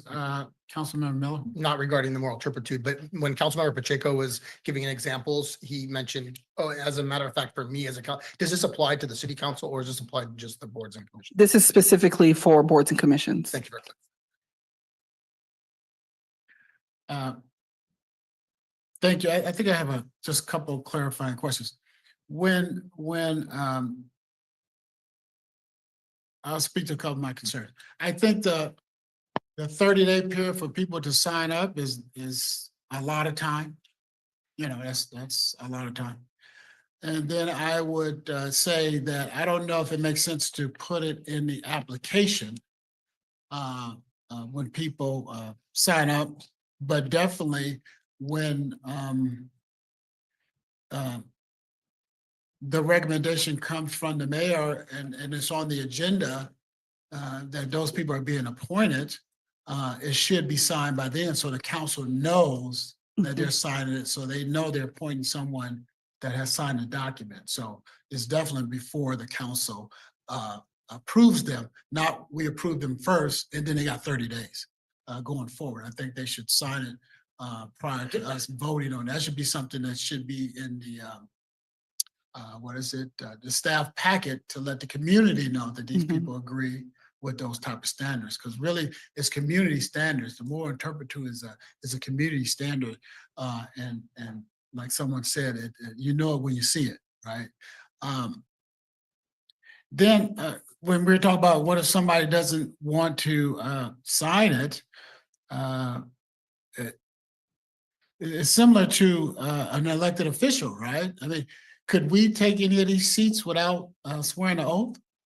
No. And I ask this as you are our election official, so you don't want to make these determinations in a sense, right? So if one of us refused to take the oath or sign the document willing to serve, would we be able to serve even though the voters voted us in? Actually, the candidates or proposed candidates for election are required to sign a code of conduct. And if they do not sign that code of conduct, their file or their packet is not deemed complete, and it will not be forwarded to the registrar of voters to become a candidate they won't appear on the ballot if they do not sign the code of conduct. Yeah, so we're covered. Right? Yes. We don't need to have a standard listing all this stuff. We already took that oath and we're held to a higher standard. My only point was going to when I think it was in there, the person may refuse or what, I think your question was, what happens if they refuse? Right. I think it's automatic. Okay. How do you go forward? Right.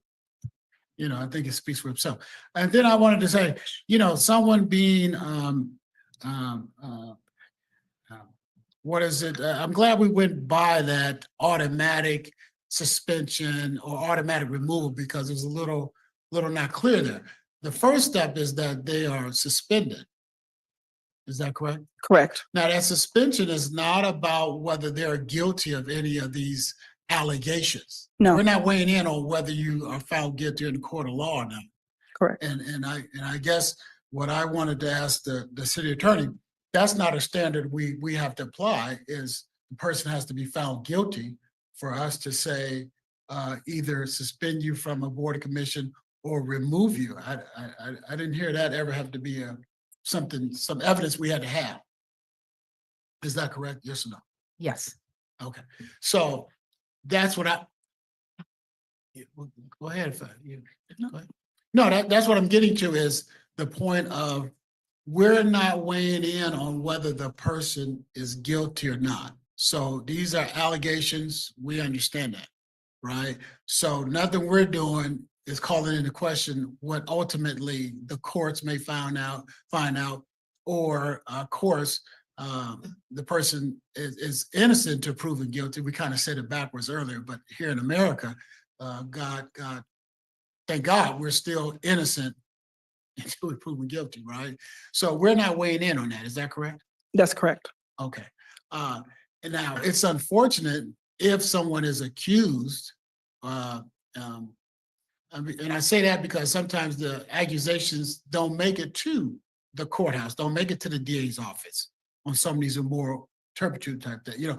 Public drunkenness doesn't mean you have to be arrested for public drunkenness. It's just we get reports that everywhere you go, you may be suffering, right? And so that's what I just want to get out there is we're not weighing in on these things being true. We're weighing in on these things are out in the public and it may inhibit your ability to serve your fellow citizens. Okay. Now that's the suspension. So that's automatic. And then you said, what was the investigative part for? Is that after like a court case adjudication, or is that not, it could be after or could be before, but that's if the subcommittee tries to answer that question to ultimately remove you, there's some type of investigation with the recommendation to the full council to do something or nothing. Right. Okay. Yes, sir. Are you suggesting that if someone's convicted of something, or commissioner convicted, it's not subjective, it's objective, and that recommendation will be brought forth without the committee saying, you're a nice guy, so we're not going to substitute. It's just automatically brought. I guess is my question. Does that make sense to you? No, I'll answer that, man. Okay. Because that's where we come in at. And again, we have to take actions to remove them. Right. So even if they're convicted of something, that's the problem. They still can sit on that board until we remove them. But they're still suspended until that time is. Yeah. Yeah. But that's my point. Even if you're convicted of, I want to just go all the way negative, right? Because you use that of murder, right? You're convicted. Now the thing, no, what I'm saying is you're convicted, you're in jail, you ain't coming back for a while. We still would have to vote for you not to be on that board or commission, even though it's obvious that person's not coming back. Right. Even if it's in the news.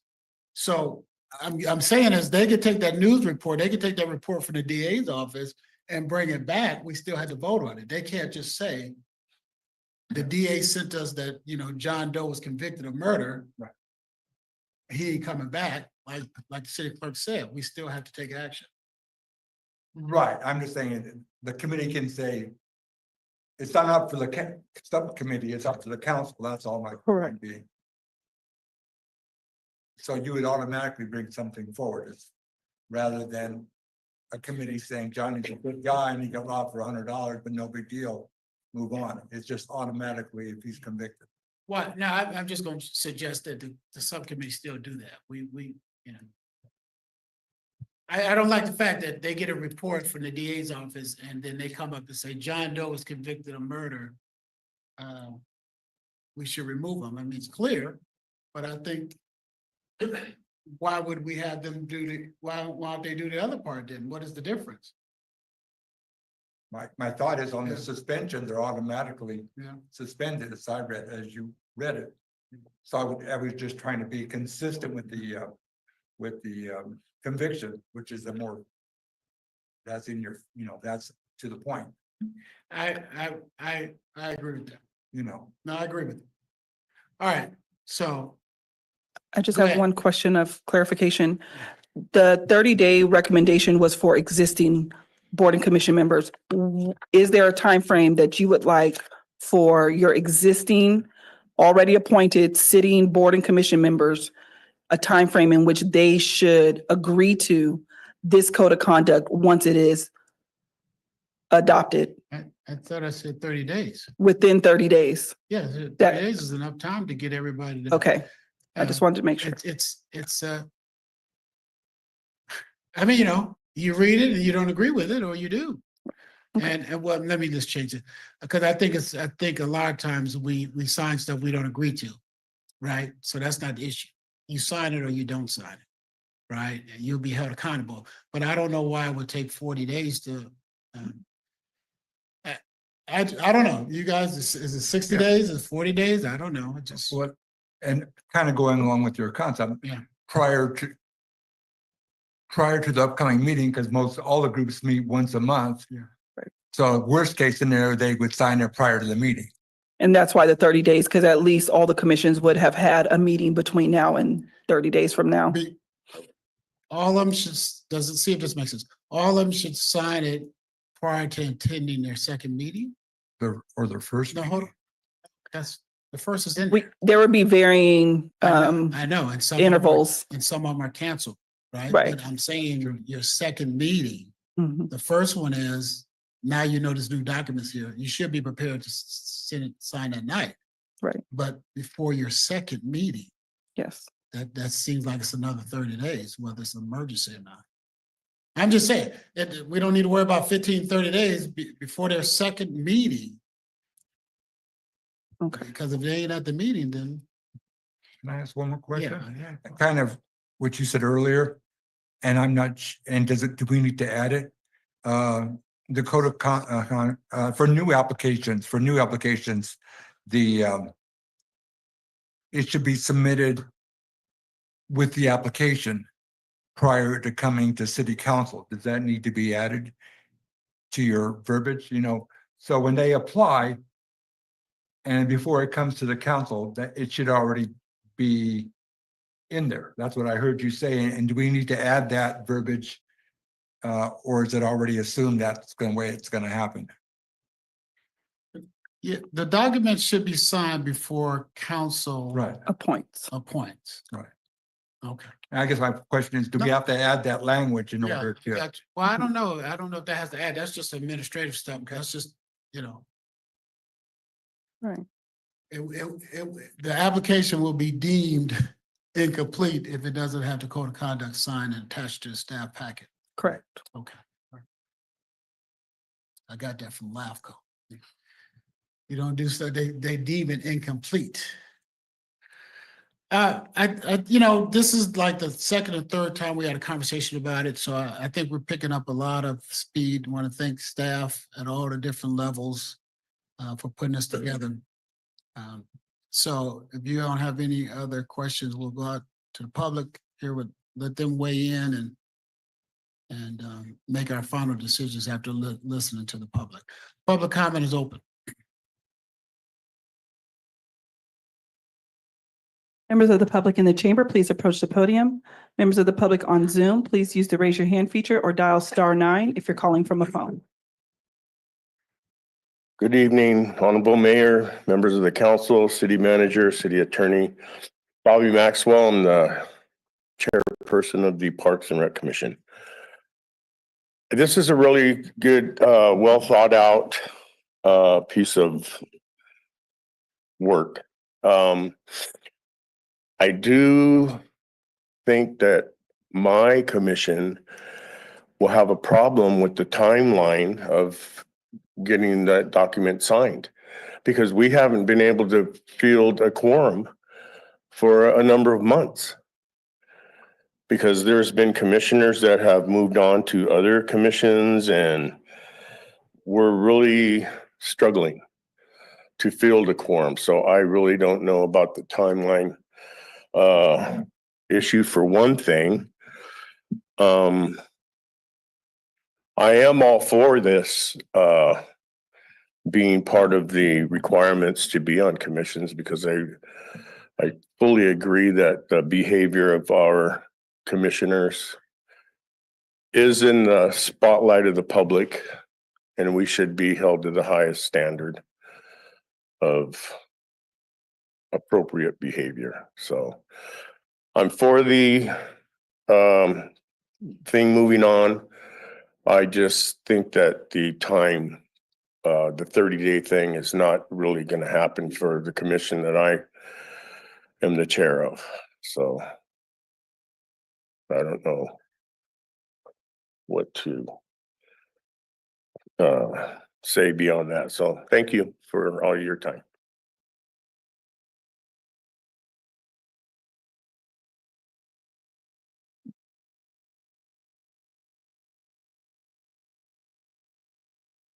Good evening, Mayor, City Council members, City staff. My name is Robert Daniels, and I'm speaking as the Vice Chair of the Art and History Commission.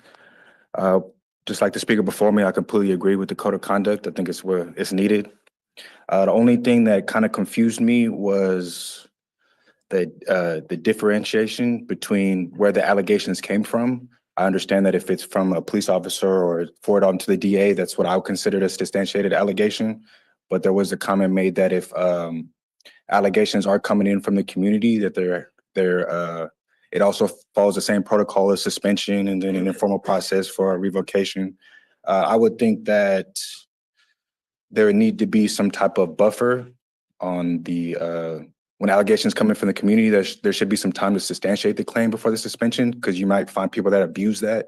They might just have somebody they don't like on the commission and send in a plethora of allegations. So that's my only like tweak to the process. But overall, I think this is good. As commission members, we all represent representations of the community, even though we aren't elected, and it is a volunteer position. So I think the council should have discretion to remove anybody when it comes, but it's also good that you guys are putting guidelines for us to follow as well. So thank you.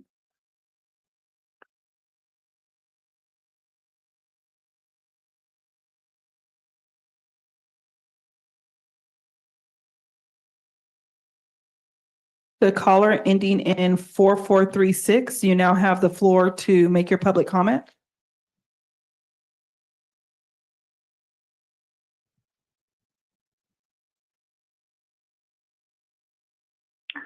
Okay, so good evening. This is Eloise Jim, and I just wanted to comment about this. You know, I think it's a good idea in theory to have a code of conduct, but it is very subjective, the whole idea about moral turpitude.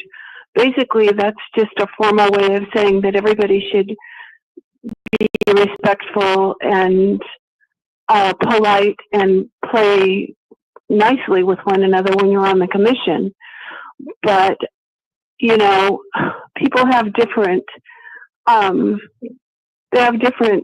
ways of expressing that.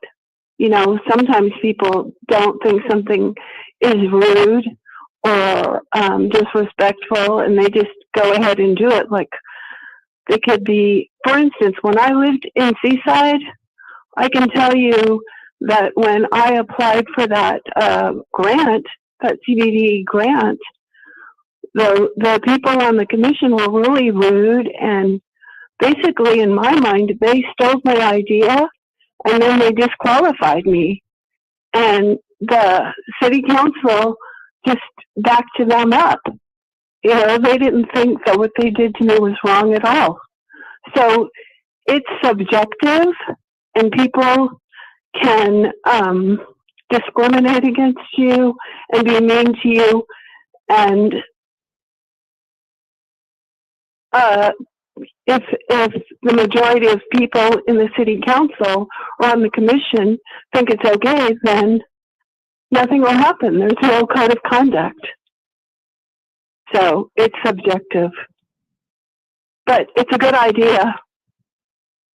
Okay, you can cut my time off now. Thank you for your comments. Carla Lobo, you now have the floor to make your public comment. Thank you. The overly broad and vague language violates constitutional rights and due process. Moral turpitude. As a standard for removal in that section 4, moral turpitude is an unconstitutional, vague, and has been criticized for arbitrary enforcement. California law has moved away from this standard in professional licensing and employment settings to prevent bias and discriminations. I had previously sent a document outlining some areas of concern, section 2, number 2.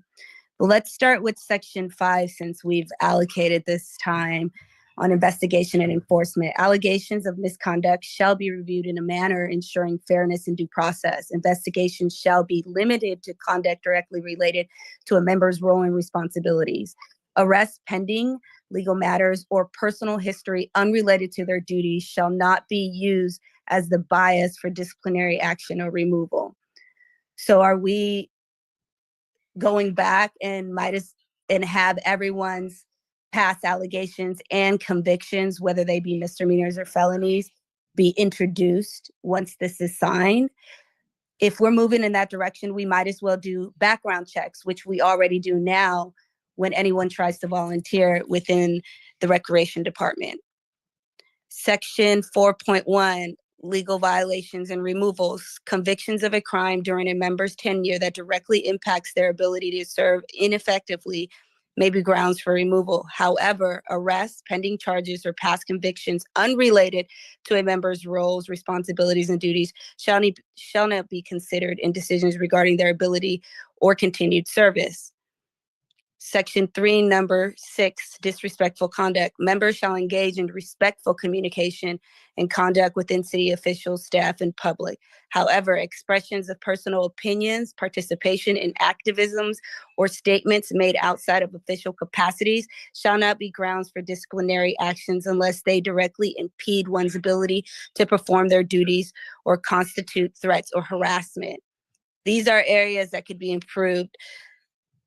Section 3, number 2, criminal conduct. Any member who is convicted of a crime during their tenure that directly affects their ability to perform their duties and may be subjected to review.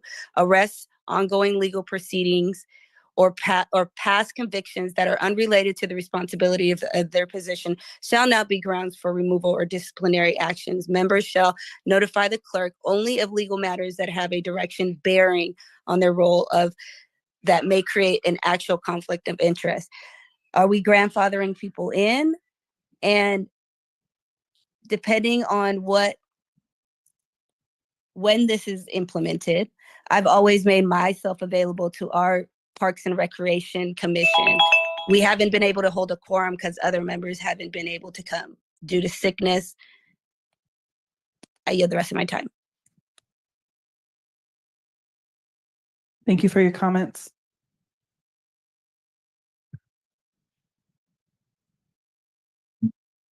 Good evening, Mayor, City Manager, Council, Mayor Pro Tem. I spoke on this before, and I had a little speech here, but after hearing you read all those things about rape and murder and child abuse, I can't even believe that this is even an issue to think about not suspending someone for doing some of these kind of things. Those are not allegations. To my speech. Adults have a profound responsibility to lead with integrity and ensure the safety and well-being of children. Integrity means doing what is right, even when no one is watching, setting an example of honesty, accountability, and respect that children can look up to. Keeping our children safe goes beyond physical protection. It means creating environments where they feel secure, valued, and supported. It requires communities to work together, parents, teachers, leaders, and mentors to foster trust, provide, and guidance. We have to stand up for what's right. When adults uphold these values, they not only safeguard the present, but also shape a future where children grow into responsible, compassionate individuals. Continue the cycle of integrity and care. Being a valued member of the community starts with integrity, consistently acting with honesty, fairness, and a commitment to the greater good. Trust is the foundation of a strong community, and people must believe that their neighbors, leaders, and institutions are working to keep them safe from harm. This means standing up for what is right, treating others with respect, and taking responsibilities for one's actions. It also requires actively contributing to the well-being of others, whether by supporting local initiatives, helping those in need, or fostering a culture of accountability and kindness. When individuals lead with integrity and a genuine concern for others, they create a community where people feel secure, valued, and empowered to thrive together. The last time I spoke before you, I did a Maya Angelou quote, and I'm going to say it again. When people show you who they are, believe them the first time. Thank you.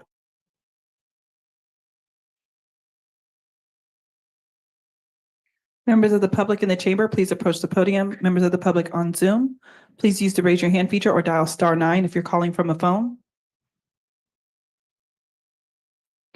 Mayor, no other members of the public have come forward to make public comment on this item. Thank you so much. Public comment is closed. Bringing it back to the dais. What is the will of the council? Mayor Pro Tem. Yes. So my understanding is that anything happens in the future will be fulfilled rather than the past. Is that a correct statement? Or you going back 10 years or 5 years or 2 weeks or a month or whatever? This future stuff?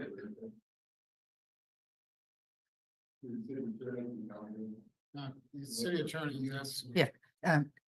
Thank you through the mayor. Mayor Pro Tem, that's a great question. The way this is set up, it does provide an opportunity if there is somebody on your board or commission who does have a past conviction for the subcommittee to evaluate that if you should choose to do so. But it's not a mandatory thing. It's a matter of disclosure and how your volunteers are representing the city in their performance of their duties. So that's how this is set up.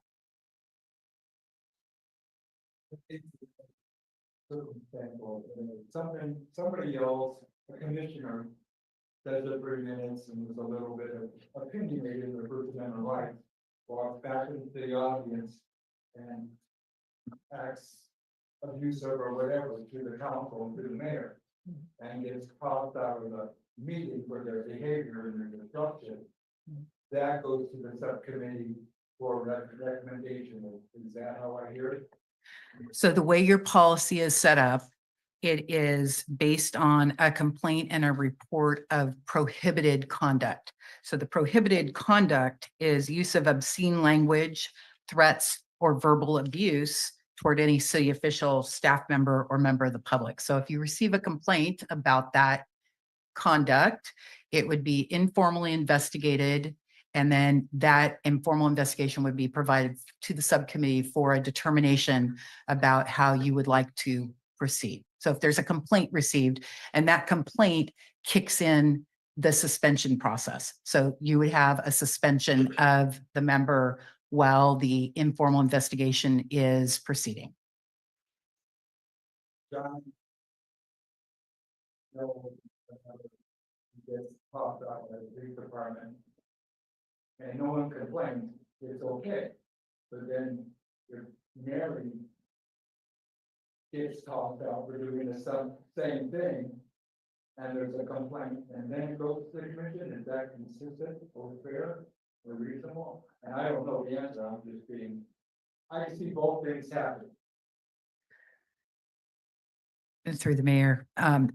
It's a very fine line, your exercise of First Amendment rights versus what we're trying to set forth, what I understand the council to try to be setting forth with this code of conduct. This code of conduct really sets a standard for how we expect our volunteers to conduct themselves and represent the city and their position on the city with integrity and a certain amount of consistency. And so, yes, it could be different if Mary says something and there's a complaint, it could result in an informal investigation, whereas Johnny, just making up names here, may say something that doesn't get complained about, isn't recognized as a violation of this conduct, and never gets investigated. Just my quick thought and then one last question. I think it's important that we be consistent in whatever we do and everybody treated equally. Just a thought. And then my last question. Are we, and this is, I guess, to the mayor, to tighten up the language as it relates to the, you are found guilty. Is that what I heard you say, or is that what we're going to try to do rather than making it subjective as well? And that's, I guess, in the discussion we had. Yeah. No, I like I said, I think I said, I agree with you. I think if however it happens, the city clerk receives documentation that someone's been convicted of a crime, then working with the city manager, they will bring it in front of us so we can talk about should that person be removed from the board of commission. Right. Okay. Yeah, that might be No. included in the language somehow. No, I can get that. No, I got you. You was right about clearing it up. Yeah. Anyone else? I had a couple of comments. I'm gonna speak for myself and maybe the council. I'm not looking for, to be getting calls about people in moral turpitude, right? Or anything else, right? We're not looking for things. So I don't expect people to call on, I ain't gonna make up names like you, but just John Doe, because there may be some real people out there, right? We're not looking for that. Right. So when you said, well, Mary gets a call, but the other person doesn't, it's not for us to say, well, why you didn't report the other person? So we don't know the other person. It didn't get reported. So what are we supposed to do? So when you talk about fairness, there's no fairness, right? In that sense. Just like if someone says, public drunkenness, are we saying the first time you run into someone, they slur the words let's make it realistic, right? 10 in the morning at the grocery store, is it someone's responsibility to call us? I don't know. But I'm saying I'm not looking for that. And I'm not saying we're supposed to take that call and somehow get two people together to investigate that one so-called instance. But I say it that way to say, if that person is drunk in public, no one may not call at all. So that goes back to your fairness, right? We don't know unless people call. And I'm not saying, I'm asking you to call. But right now, and that's what I wanted to tell the public, right now, we don't have no system to catch the person that's, really badgering another board member or the person that's been convicted of actual murder. Right? We don't have nothing saying these things will get you kicked off, even though it's always been a standard, but we never had it written down. So we're not doing nothing new. This is not rocket science, and I think someone said it earlier, where we're spending a lot of time talking about should people be good people and serve their community on these boards and commission, and I say they should be. All right, and I'll just end with the city attorney. We keep hearing about how somehow we violating someone's constitutional rights. So I'm gonna ask you just clear as I can do for the public. Are we violating any or the state or federal constitutional rights of anyone? No, this is very clear. There's no due process issue. The city council has full discretion to appoint and remove a volunteer. That's all we're talking about here. With or without these guidelines? With or without these guidelines, exactly. Right. And well, I would imagine, are we violating any ordinances or policies? No. Okay. And I already asked you about, do we have a lawful authority? You answered that one. I just want to be clear, sometimes we have a lot of people, trying to cite the law, and everyone has the right to do that. But you should be clear that unless you got your law license, then that's why we had this person up here, to protect the city and the citizens. So, is anyone perfect? No. Can our legal team be maybe not correct at times? Yes. But to always try to challenge the legalness of what we're doing, I don't think we put anything in front of you that we know is not legal. That makes sense. Rhetorical question. So, all right. No, I think it's important because the public hear these things and then they think that maybe we don't know what we're doing and maybe it's a possibility we are violating the law. And sometimes we just have to say, no, we're not. Okay. So did we get, Mayor Pro Tem, you get the suggestions you wanted in? Yeah, the one was the major one was the tightening up with the conviction thing, which you agreed to. Okay. And then I did think someone said something about the allegation. I think I answered that. We're not just waiting for, willy-nilly allegations, and definitely going to have a fair process. And I'm not saying that the so-called subcommittee will be impaneled every time a concern comes up. That's not how we're going to run this thing. People have a right to their privacy. People have a right to not being perfect. Okay. So what is the will of the council? I'll make a motion to approve it with the modification of the, as stated in the discussion. Is that a fair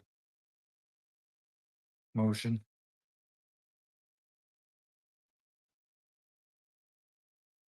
Second.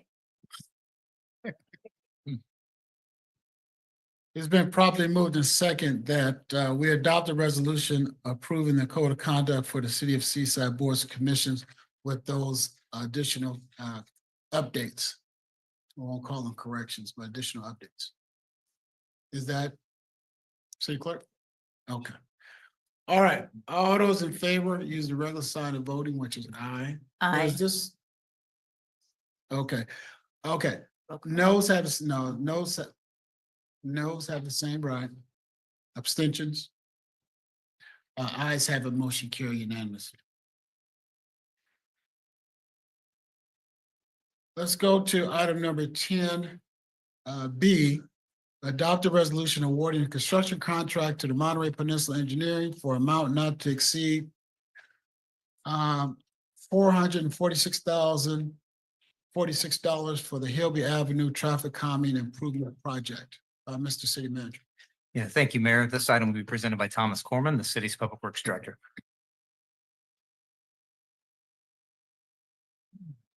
Good evening, Mayor, Mayor Pro Tem, members of the council. Yes, so this is item 10B, the Hilby Avenue Traffic Calming Improvement Project. And so we're asking you to take a look at approving the plans and the contracts for Monterey Peninsula Engineering. So let's see, we'll get started here. So this was a project that was programmed in a prior CIP year. The entire project goes from Canyon Del Rey all the way up to General Jim Moore. The project entails basically red curb, center line striping, edge line striping, and speed cushions. And there's a number of those, and we'll take a look at those in a minute here. So originally the project, you'll see in here, there's a note that there's a reduced scope. The full scope of the project that was designed and will be implemented is from Canyon Del Rey to Fremont. So that's going to include all the red curves. That's going to include basically the daylighting law, the signage, the centerline striping, the speed cushions, the edge line striping, the signage. And that's from that section between Fremont and Canyon Del Rey. The reduced scope is the upper Hilby section, basically from Fremont all the way up to General Jim Moore. And the only portion that's really left out of that is there's some concrete islands that were going to go in there and the edge line striping. And that was because there's some future storm drain improvements that need to take place. So the way the project was designed is to do the full implementation on Lower Hilby, on the upper section of Hilby, to leave those portions out that would be affected by those future improvements, because we don't want to implement anything that we would have to take out. We don't want to spend money twice, basically. Okay. So this is the Lower Hilby section here. I might have said already that there's 8 speed cushions in there. So the one is located between Canyon Del Rey and Fremont, and it's located between Placer and Teresa Street right there. This is a sample of how it's going to look. This is taken from the plans, but kind of implement here in color so you can kind of see it. So it's got the red curb, the center line striping, the sharrows that go on there, the center line, and the edge line striping there. So it gives greater visibility at the intersections. The speed cushion has been located, public has weighed in on that. They've been designed to basically replicate the speed cushions that are on the CSUMB campus, approved by fire and police. They're very gentle. It's a parabolic design. It also does allow, because sometimes from comments from bike riders, bike communities, oh, I can't get over these, they can slip in between them. There's a wheel path in between there. So similar, a motorcycle can slip in. The other question sometimes we had, well, it's going to reduce parking. Well, no. So in this design too, the edge line striping is on the outside of the parking lane. So none of the parking has been reduced, other than where the red curb is, which actually falls under the daylighting curb anyway. So it reduces that ambiguity of anyone receiving tickets, parking tickets in those locations. Okay. So let me go back here. Okay. So on the let me go back here and explain. So I think we are missing one slide here, but on the upper Hilby section, it basically will look exactly the same except the edge line striping, and then there's 7 additional speed cushions all the way up. The other question that we frequently get is, well, will the reduced speed, reduce signage? So currently it's posted as 30 miles per hour. There's been a lot of speeding reports in these sections. What this does is basically visually narrow the roadway section without physically doing it. So no, there's not a reduction in speed, but in fact, because of the location and spacing of the speed cushions on Upper Hilby and Lower Hilby, we'll probably see speeds of 25 to 30 miles per hour, which is in the speed limit. Okay, so we'll get those reduced speeds. We'll get that effect without having to do a posting of reduced speed. Okay, so this was the bid results from it. We had 2 bids, Monterey Peninsula Engineering for $446,046, and the second from Granite Rock, $453,316.50. The lowest responsible bidder, after going through the bids, reviewing the bids, all the bonds that we received, the references, so Monterey Peninsula Engineering was deemed responsive and responsible bidder for this project. So this is the full construction budget as of now. We've got our construction contract, our construction contingency. We do have the construction management and inspection services. And then we have retained the designer parametrics for a small portion that may or may not be needed to answer questions during construction or slight design changes for $8,500. So bringing the total to $569,218.60. So what we're asking for is a recommendation to approve the plans and specifications as they're designed. So the full scope on the lower Hillby, the reduced scope on the upper Hillby. Award the construction contract to Monterey Peninsula Engineering. Establish a 10% construction contingency for the full amount of $490,650.60, and authorize the city manager to execute a contract. Thank you so much. Any questions? Councilmember Miller. Thank you, Mr. Mayor. Thank you for the presentation. I actually have a few questions on this item on the chart that's in the packet. Item 3 is water pollution control. Is that the sewer or? No, that's something that we're actually, I appreciate the question. That comes up a lot. So the water pollution control, that's bid item number 3. It was a lump sum bid item of 19,000. So what any contractor is required to do is protect the storm drains. So sometimes it's a roll or a fiber roll in front of those, frequent street sweeping, any debris for construction. So it's something that's required by the state water board. That's a standard bid item on any construction. So it does add cost, but it protects the environment. And of course, we're protecting the Monterey Bay. So that's what it is. Okay, Yeah. thank you for that answer. And then some of these items remove existing sign posts, $7,200. Remove existing sign, $200. I mean, is there any way that our staff can? I mean, are they're required to do these items? It is. It's standard that those would be under the demolition package with this. This was designed as one package. What we run the risk is if we go and remove them ahead of time and they're out for so much time, for instance, we remove parking signs, stop signs, the speed limit signs, then they're not there for any duration, then it causes ambiguity to the public. And then we kind of put ourselves in the middle of that. So when we let a construction contract, we let it basically as a package, giving them full control over the site until they turn it back over to, and I didn't mention this is supposed to be a 50-day contract. So thank you for that. So 50 days between beginning and end. Yeah, thank you for that thorough answer. And Sure.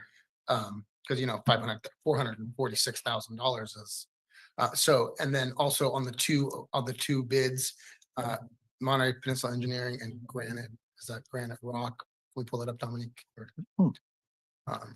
This was Granite Rock. Yes. This is a difference of 7,270. Was the only factor money? Yes. It was very close. Yes. Yeah, both are very reputable contractors on the Monterey Peninsula. And when those numbers are that close, it tells us we have a really solid design, that they're both looking at it, that they're both, into the numbers, and that there's no ambiguity in the plans and specifications. So when we see that, we're also very happy. Oftentimes when they're that close, we'll get a bid protest of some sort, one contractor trying to look at, they left something out here. Maybe they didn't, dot an I or cross a T. There's something that, they're that close that they, but these are good results. Mhm. So. Okay, I'll leave my comments about this for. Okay. Thanks. Mayor Pro Tem. Yeah, just the red curbs on all of the whole project. That's not removing any parking because it's state law. correct? That's correct. And I wanted to mention here, I'm looking at the bid results myself. So in this design, it's 2,700 linear feet of red curb that we're putting in. Okay. So it's significant, you Right. know. And I think you said this, but I know a resident or more than one resident has been concerned about yellow down the median of the street. You're adding the yellow. Correct. Okay. It's a detail 22, Right. Caltrans detail 22. And then, so if all goes reasonably well, this should be done by the end of June at the worst case scenario, or July, middle of July or end of July. Correct. Yeah. Yeah, that's what we're anticipating. You know, usually from the date of council, we usually have 30 days, issue a contract and get the construction bonds in, are able to issue a notice to proceed. Then this is a 50-day contract for them. By the end of summer, it should Right. be all done and happy. Exactly. One thing I didn't mention also on Lower Hillby, that gets a slurry seal. So crack sealing and slurry seal. So that will be all tightened up. It will look really fresh. Again, because we don't have to go back in there and do storm drain improvements. So we would have liked to have done that all the way up Hillby, but we have those storm drainage improvements to still implement. No, I'll make my comment at the end. Thank you so much for making this happen. Yes, well, thank you for the opportunity. Anyone else? Yeah. Is there anything else you kept saying you kept adding stuff to your presentation? So I'm a little, right? I appreciate that. You know, the more I talk about, it, the more I remember. That's yeah. Okay. Yeah. Okay. So, but you only have one slide of the street. I would like to see the upper part with, I think the majority of the money is being spent.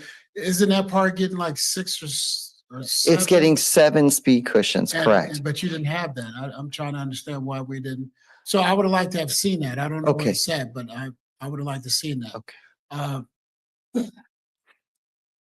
Because I can't imagine the lower part, pre-opposed to the upper part. I'm trying to imagine what's left. So that's fine. So the middle part, though, is still, and it makes sense that we're not. Yeah, if you could just go back to that. Sure. The in between the two dots, right? No, I see that one. So let me Yes. just go back to the other one, please. In between the two dots are what we're talking about not doing.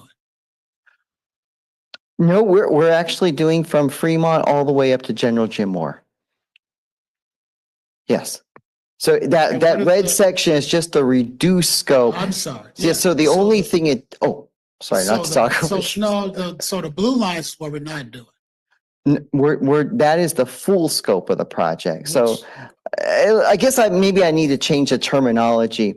So the full implementation of the traffic calming will be on the lower section. The reduced scope of the project is from Fremont to General Jim Moore. So the only thing that's not in there is the concrete islands that we wanted to put in addition to the center line striping and the edge line striping. We're into the lower part, which is the blue part. That would be the upper section that we can't put that edge line striping because it would need to come out when we implement the storm drain project.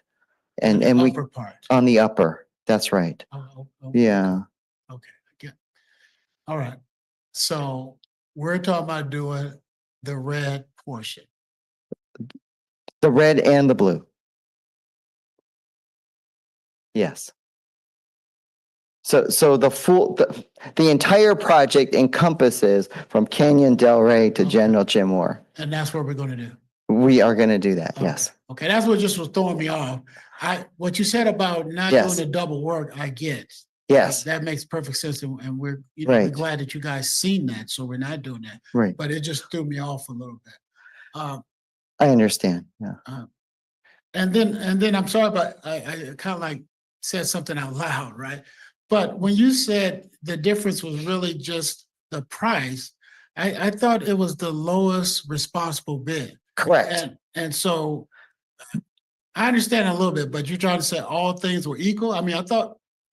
Oh, so both contractors were deemed to be responsive and responsible, but the difference is what is it? Yeah, the $7,000. $7,000. Okay. Yeah. No, I appreciate you. Yeah. Okay, we'll take it out to public comment. Thank you so much. Okay, thank you. Members of the public in the chamber, please approach the podium. Members of the public on Zoom, please use the raise your hand feature or dial *9 if you're calling from a phone. Mr. Mayor, members of the council, city manager and city attorney, Bobby Maxwell, concerned citizen. These bids are so close. $7,000 is like zero when you're talking about $500,000. I am always going to advocate for Granite Rock Construction because they are a reputable company that's been in this area for more than 100 years. We've always had a history of problems when we deal with MPE. Every single time that we've awarded a contract with them. I guarantee you they're going to have scheduling problems or cost overruns of some sort. Guarantee you. I pray not, but it's been a history for that company to come up with some sort of excuses or problems. That's why I always advocate for the one that's really reputable. And in my opinion, and I was in that profession in construction, and I worked with Granite Rock Construction numerous times, and they always came through, beating the schedule and below budget. And they even gave back money to whoever was the owners of the projects. So I think we really need to reconsider the awarding of that contract. And a matter of fact, I would be willing to donate $7,000 just so that that reputable company, Granite Rock Construction, is awarded the contract. I will go to that length. So I yield the rest of my time. Thank you.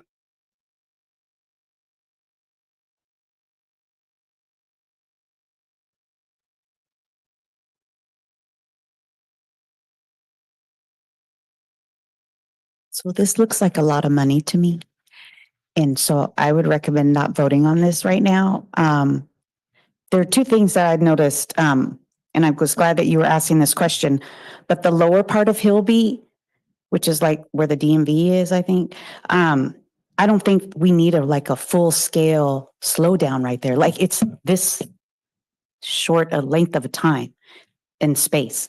So if we're going to do this, you would think that you would do the full implementation on the part where people can fly down the road from Noche Buena down to Fremont. That's just my thought.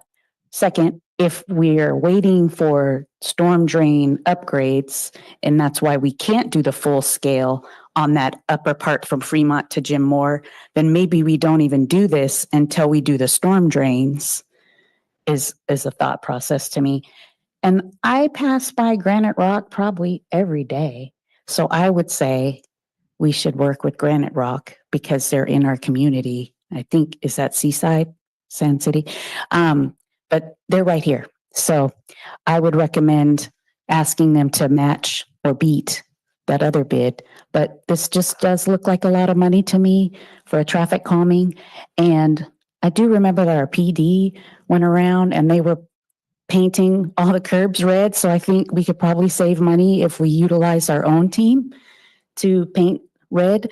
There was somebody, I think, on the NIC, it was a Dennis. He always says, give me a can of paint and I'll go out and paint some of these curbs. So I think the community would probably chip in, maybe help paint some of these curbs so we don't have to pay such a high price.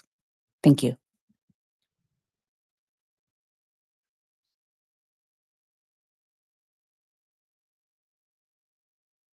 Members of the public in the chamber, please approach the podium. Members of the public on Zoom, please use the raise your hand feature or dial *9 if you're calling from a phone.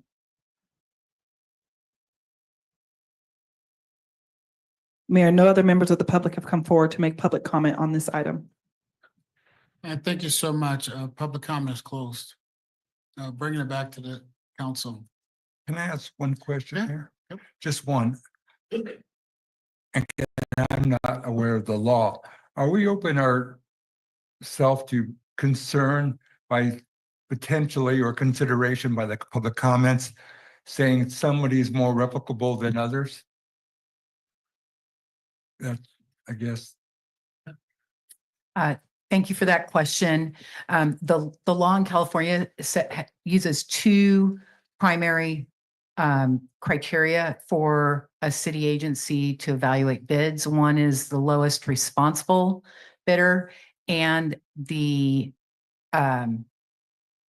responsiveness of the bid packet. So there's two pieces of it, and your staff has already made that evaluation that both of these bids meet both of the required criteria. So if you were to try to change it based on public comment, you could find yourself in some legal hot water. That was my point. First of all, I want to thank the council and the mayor, and and I helped a little bit. This effort has been going on for about 3 to 5 years, ballpark. There was a concern, and Craig Malin should be involved in this, I think, as well. Concerned that the needs of that public weren't being needed because they're waiting for the storm drains. And this was a way to implement safety because of the concern regarding the speed of the road and getting a large majority of it, a significant majority of it done in a timely fashion would enhance the safety for the community residents. So this council as a body just said, and with Craig, we need to move forward and do something to improve the safety for residents and compete. And I believe it's important to when we make a commitment to residents to do something, we need to do it. And this was a way to do it. And thank you for bringing this forward. I think that's extremely important. I'm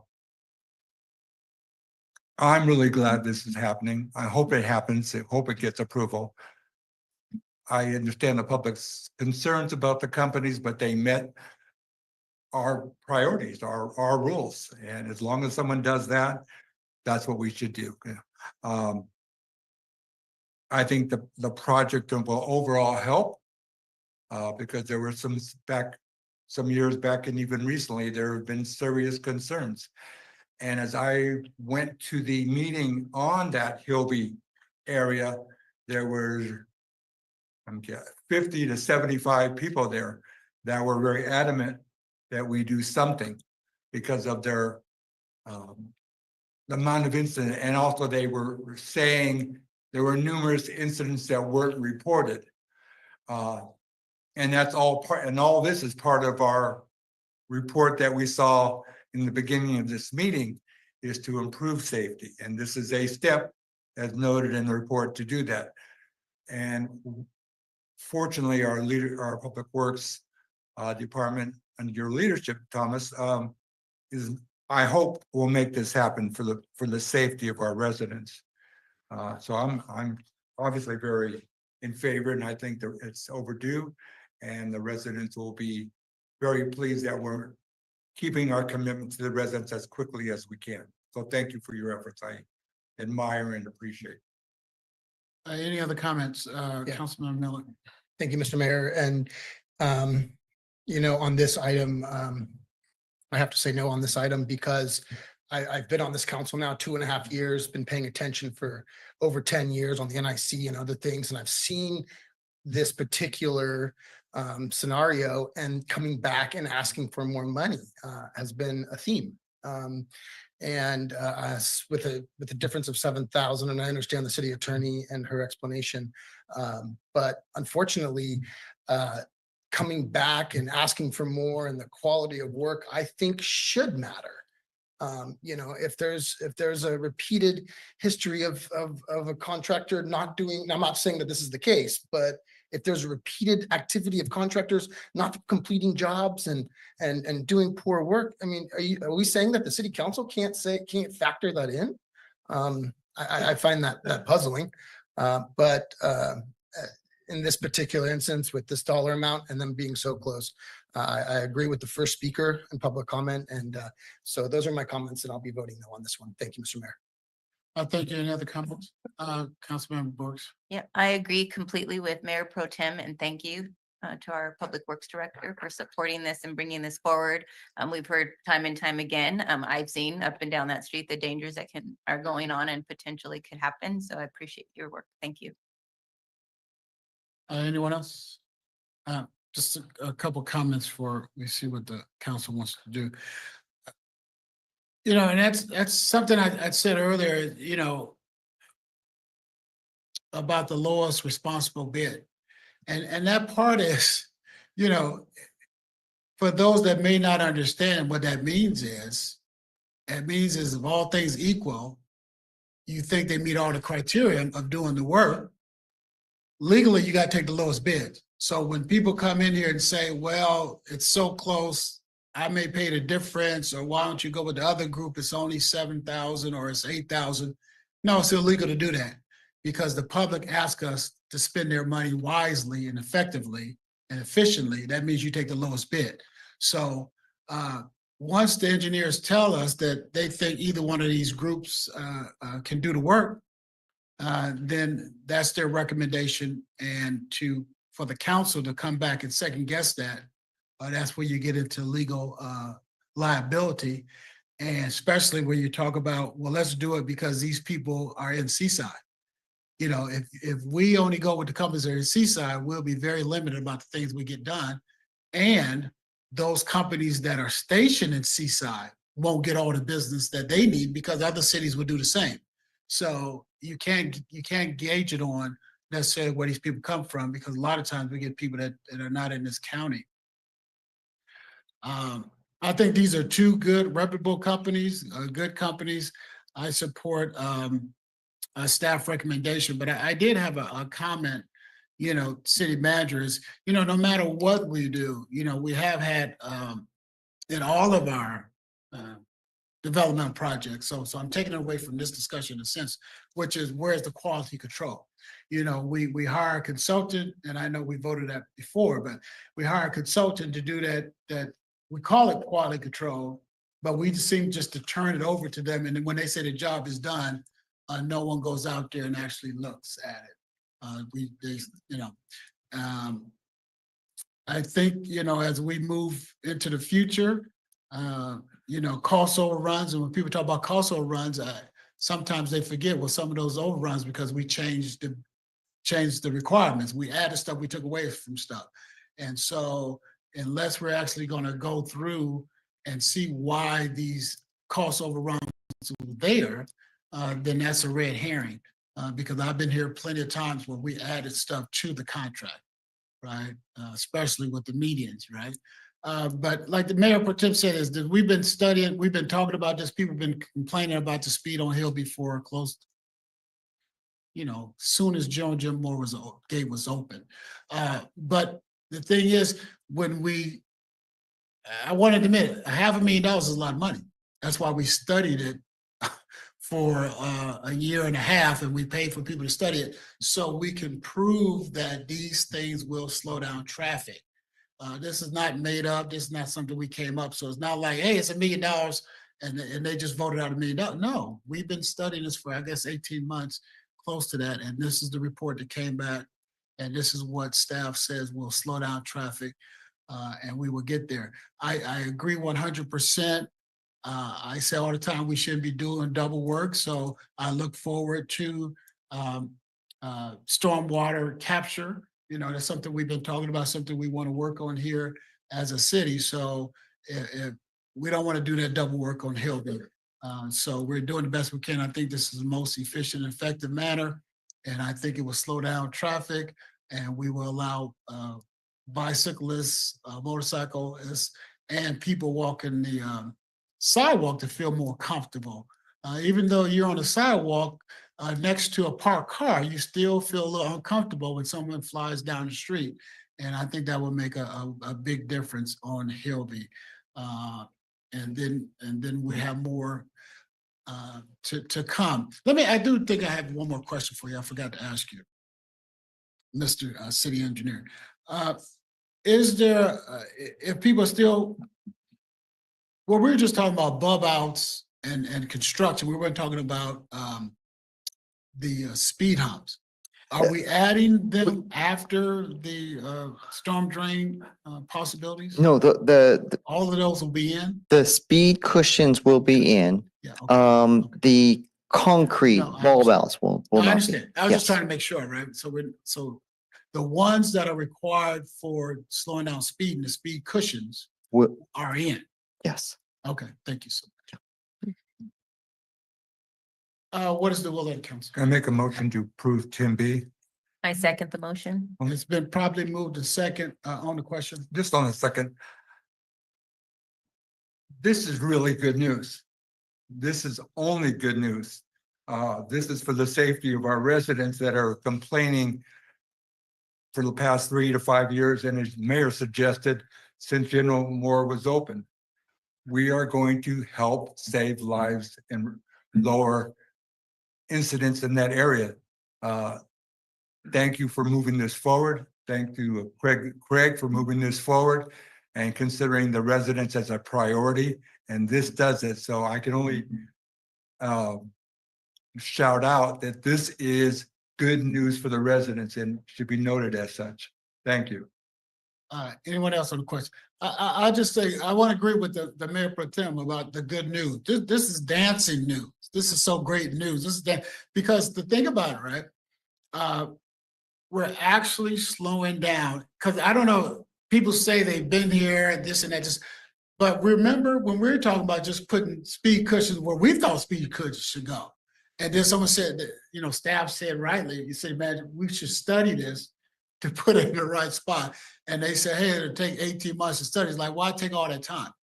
But to do it right is why we did it. So this is excellent news. All those in favor, use the red sign voting, which is aye. Aye. Nays have the same right. Abstentions. Motion carries. Ayes have it 3-1-0. And this is the time we'll take a recess for staff. Come back at the sound of the gavel.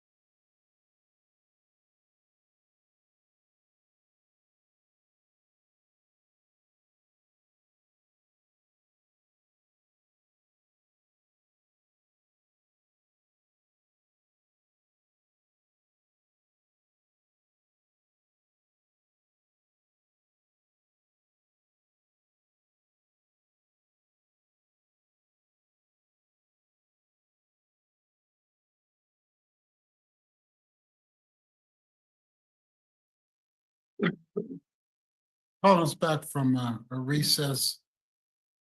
We're at item number C. Let's go to 10C, consider resolution to make changes to the city water allocation table and establish programs for the allocation of water for residential infill projects and accessory dwelling units. City manager, I think we talked about this a couple of times before, so hopefully it's a pretty briefing. City manager. Thank you, Mayor. We're going to turn this over to Andrew Myrick, the Economic Development and Community Planning Manager, for a brief presentation. Thank you, Mayor, City Council. So what you have in front of you are two resolutions. And just what this is we just talked about the ordinance.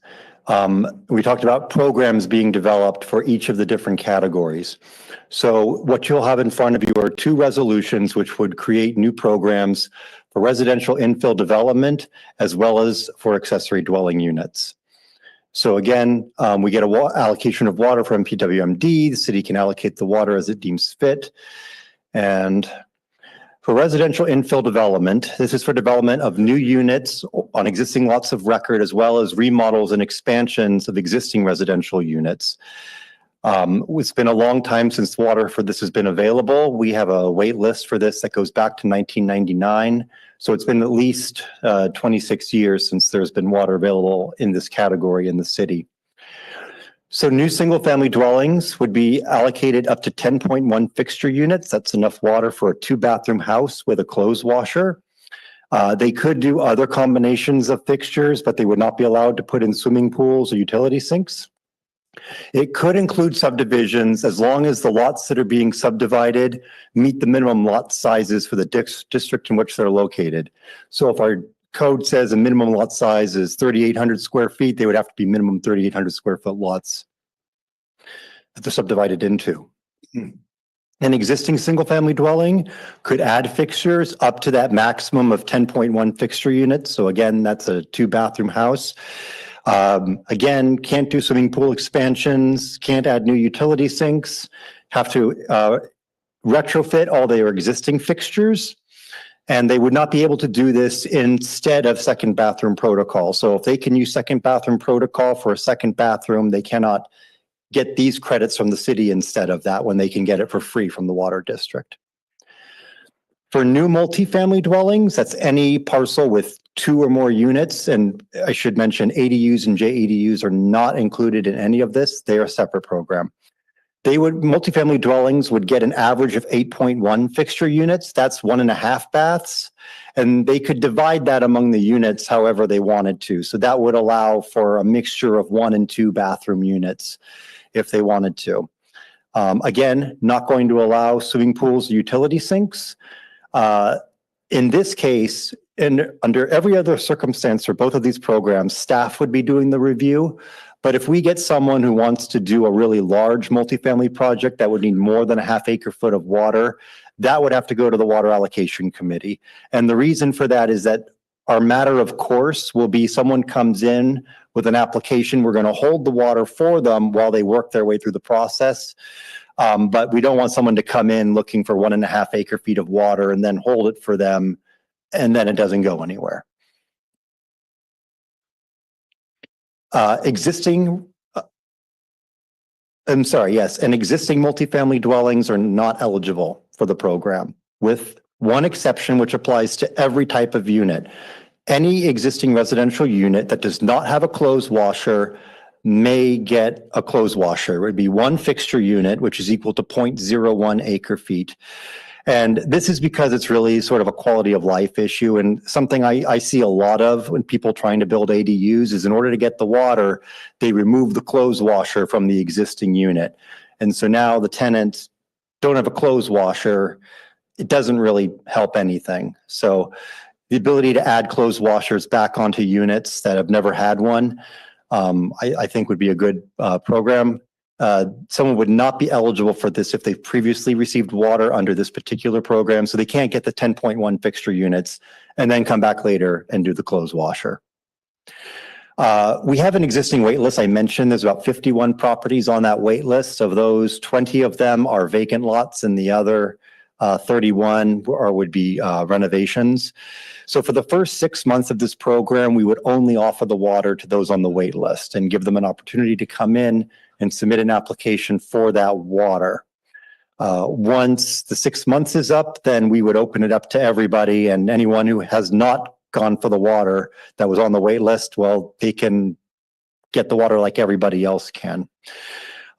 This is a new water allocation category. It was not on the previous list. So staff's proposing allocating 4 acre feet. That would be about 4 acre feet per year. That would be about 30 to 40 units probably could be supported with that. And from that, I'm just going to get the list out. We would be allocating 3 acre feet from the unallocated reserve. So that was 3.969. It would be 0.969. And then take 1 acre foot per year from ADU water allocation and bring that from 3 to 2 to add this new category and make it 4. And for the ADUs, I'll explain in a moment, but I believe we'll be able to, if we make if we adopt the revised program that I'm about to present, then I believe that will be more efficient and we'll get more ADUs, which means we'll need less water for them. So jumping into accessory dwelling units, so completely changing gears, this is the second program. So we have an existing program for accessory dwelling units, and that is we will provide up to 6.8 fixture units for every proposed ADU or JADU. This is actually more than a complete 1-bathroom ADU with a clothes washer would use. And it tends to support the construction of larger 2-bathroom ADUs because what people can do is if they retrofit the existing unit, they get some water credits. And they can either use those credits to offset the ADU or they could add it on to the ADU right now. Also, if someone wants to do multiple ADUs, the first ADU someone puts on a property, you can use retrofits to get the costs down. So on average, they're about 3.2 fixture units. For the second one, there's no retrofits, so you have to pay full price essentially. So the way this program would work is for single family dwellings, the city would provide water for a bathroom, a kitchen sink, and a clothes washer. All existing fixtures in the main dwelling would have to be retrofitted and utility sinks removed. And those retrofit credits would offset, again, not supplement, the city water allocation. For multifamily dwellings, the city would provide water to offset any remainder fixture units after the retrofit credits. So what that means is they have to retrofit all of their existing units. So hypothetically speaking, and these are just made up numbers, if they retrofit all their units, they get 32 fixture units of water. Each new ADU requires 6 fixture units. That's enough for 5 units with 2 left over. So we would give them 4 so that they could build that 6th unit. And I should note that there was a change in state law that took effect January 1st. And that allows people to build up to 8 ADUs where there's multifamily dwellings. So this program would support basically rounding up. If they're retrofits, we'll let them build 3.2 units. They can get enough water for the 4th. So they would always get a partial. They would never get enough water for a full unit. So this would really reduce the amount of water allocated to each ADU or JADU to 1 bathroom, which would take advantage of retrofit credits. Every property could still build an ADU or a JADU. This would, in all fairness, this would result in more ADUs being able to be constructed. It would likely put downward pressure on the size of the units being constructed. And it would be very challenging to put multiple ADUs on a single lot. So under current law, someone can put up to 2 accessory dwelling units and a JADU on an existing lot. Under our current program, we would give water to all 3 of those units, 6.8 fixture units. Under the proposed program, only the first unit would get water, and it would get whatever water it needs. If the retrofits fall short, we would make up the difference so they could put in the one bathroom ADU.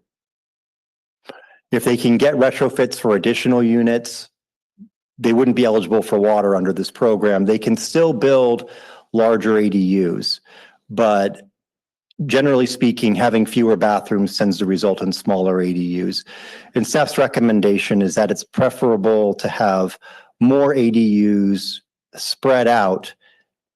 And if that means sacrificing size and maybe not having as many two-story ADUs, since they tend to have bathrooms on each floor, it's not required, but that's a typical design. Staff's recommendation is that we take that route. So staff again is recommending that council adopts both of these resolutions, but I'm happy to answer any questions you might have. Well, thank you so much. Any questions? Public comment is open. Members of the public in the chamber, please approach the podium. Members of the public on Zoom, please use the raise your hand feature or dial *9 if you're calling from a phone.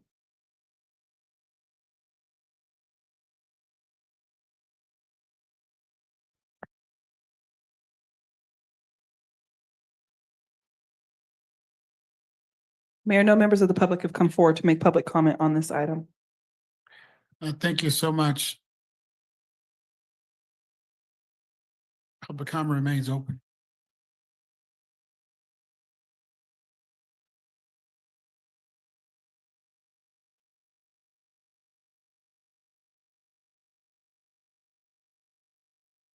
Mayor, no members of the public have come forward to make public comment on this item. Thank you. Bringing it back, public comments closed, bringing it back to the dais. What is the will of the council? I motion to approve item 10C. Second.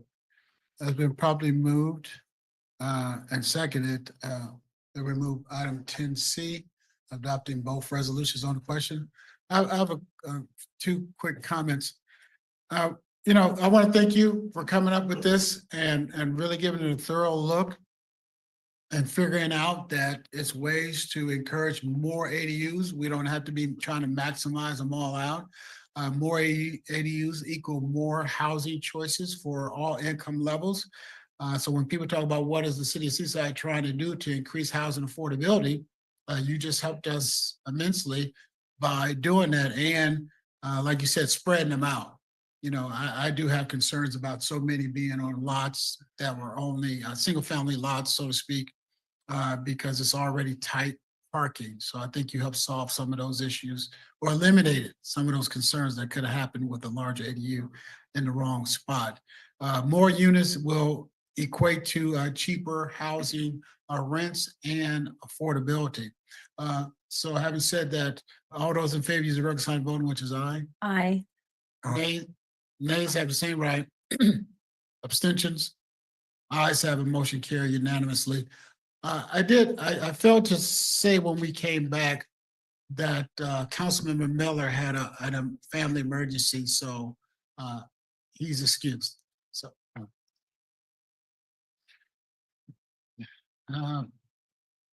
10D, adopt a resolution authorizing an increase to the city attorney's annual salary to $266,872 and amendment to the FYI 2024-25 budget. Mr. City Manager. Yeah, thank you, Mayor. This item will be presented by Samantha Sarari, the Human Resources Director.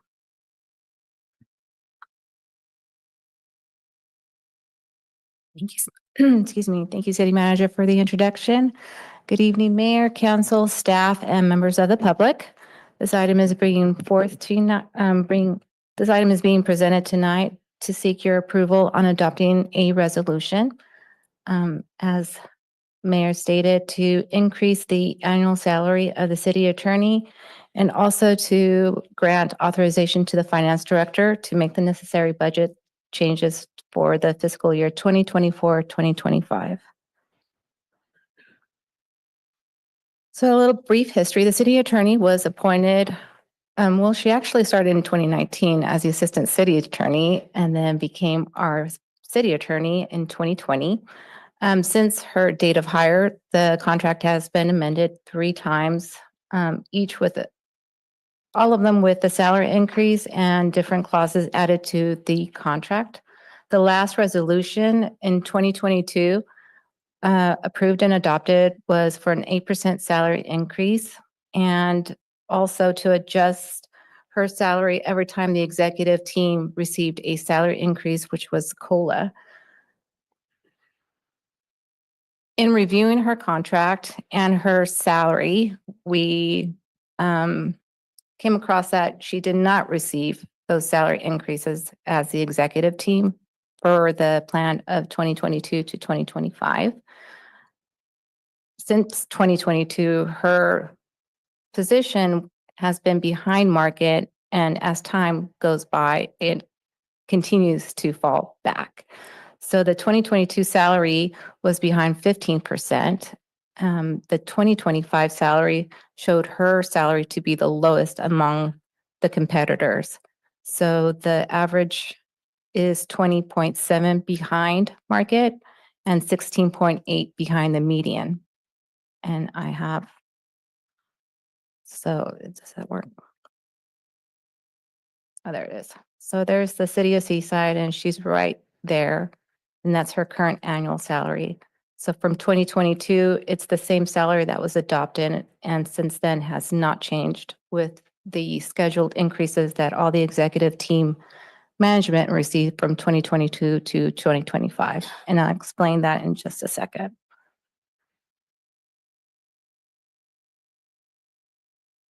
So on March 27th, the council agreed to the 17% salary increase.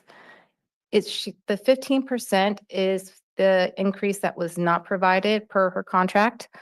The 2% makes up the 17%, which would be lower than a CPI, which is, I believe, 3%. So her total would be of approval, upon approval, 17% of a salary increase. This increase will place her at 3.2% behind the average competitors and 0.2 above the median of competitors. This will cause a fiscal impact of $27,811.72 for the fiscal year 2024-2025. And with the 17% increase, it will place her, ranking her number 3 among the other competitors. I'm available for any questions. Thank you. Any questions? No, no question. Let me, I have a couple of questions. The total of 17% is lower than the CPI, I thought you said? The 2%. So it's 15% that the city owes her on adjustments that were not made per her contract. And then the 2%. So originally, the council had agreed to a 17%, but in the midst of all of this, I came across that the increases were not provided to the city attorney per the contract. Right. Oh, okay, So- okay. No, I think, Yeah. okay. Okay. And so what was the total is what then? What are we suggesting the total? 17%. Okay, okay, no, I got you. Mhm. And then, even with the 17%, that position will still be 3.2% Behind, behind the average. correct. Okay, okay. All right, thank you so much.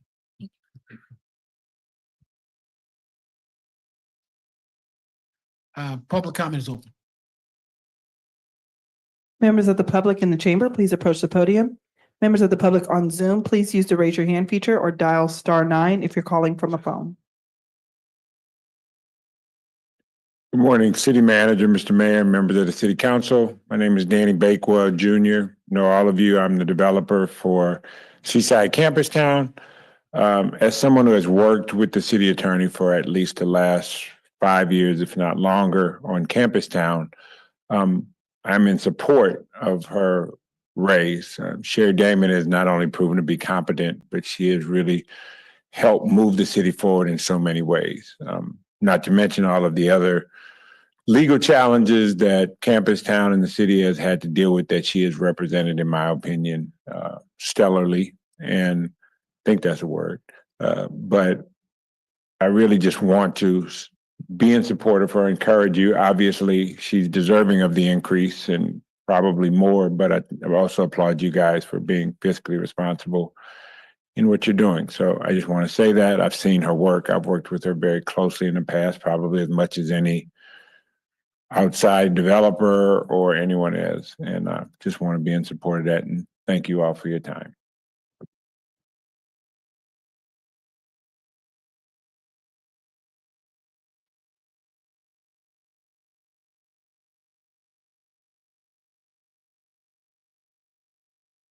I'm Lisa Sears, and I'm here to speak in support of Sherry Damon and giving her an increase to her salary. It's very admirable that she has chosen to serve the city. As someone with a law degree, she could go into private practice or work for any of the large law firms on the Monterey Peninsula in private practice, and I'm sure make a lot more money than you make working for the government. So I want to thank her for serving our city and doing it so well. She has the backs of all of our citizens. I want to really thank her for working on our ordinance with animals. She not only cares about the citizens, but the animals of our community. And she worked on the ordinance with us and did a great job. Seaside is really groundbreaking on the spay-neuter requirement ordinance and also the breeding licensing part of it. And we're really going to set the tone for the whole county. So I want to thank her for that.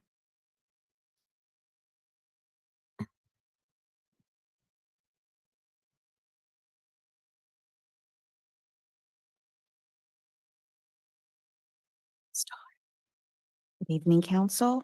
I'm here to speak in favor of our fabulous city attorney's opportunity to have a pay increase.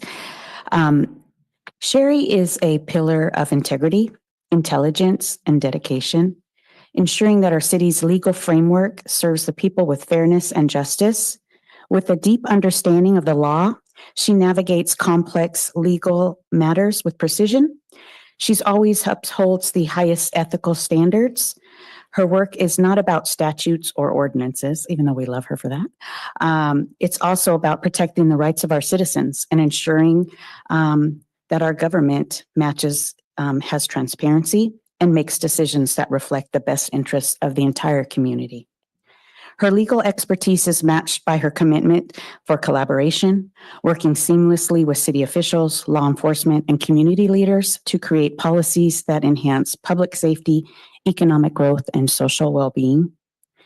Beyond the walls of City Hall, Sherry is a steadfast advocate for the community engagement and partnership. She recognizes that the legal decisions that she makes impacts everyday lives, which is why she actively also engages with our local organizations, businesses, and residents. She fosters trust and communication.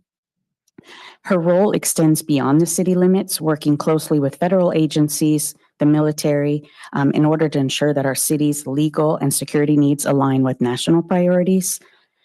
Whether she is strengthening public safety measures, supporting our veterans, or guiding economic initiatives, she serves as a bridge between local and federal interests. She's always makes a goal of to help make our community stronger, safer, and more united. I also want to speak to working with her on the ordinance. When we walked into the meeting to discuss the ordinance, right away, she was like, we could do this marketing campaign. We could talk to the federal government. And so I just want to say that she deserves to have a raise. All of you have to look to her to guide for the city. And also, I attend a lot of Board of Supervisor meetings, JPA, and anytime someone asks a question, the dais doesn't answer back to the public. This is the only place that I see that the dais actually answers the public back. So anytime you ask our city attorney to answer one of these questions, she does it. So I thank you all. You all do a great job, and let's get Sherry her raise.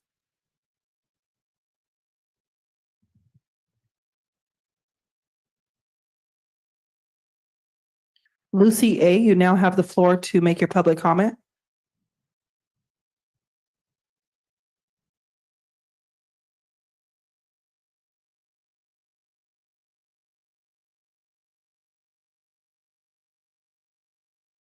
Lucy A., you now have the floor to make your public comment. Good evening. I also support an increase to the city attorney for a salary that is fair and competitive. Her even-handed and competent representation is very much appreciated, and I yield the rest of my time.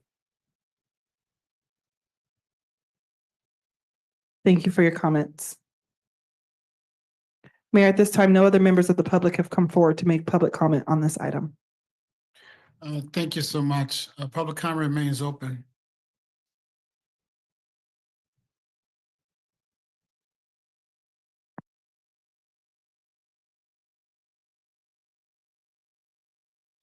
Mayor, no other members of the public have come forward to make public comment. Public comment remains open.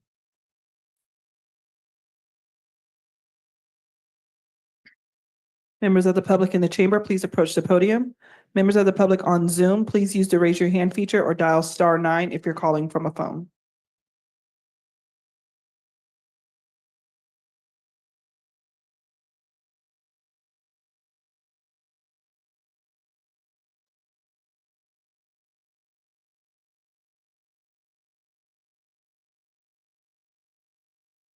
Mayor, no other members of the public have come forward to make public comment.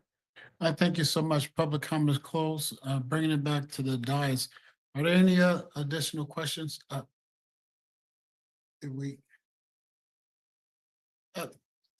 Samantha, I think I got, could you go back to that last slide then?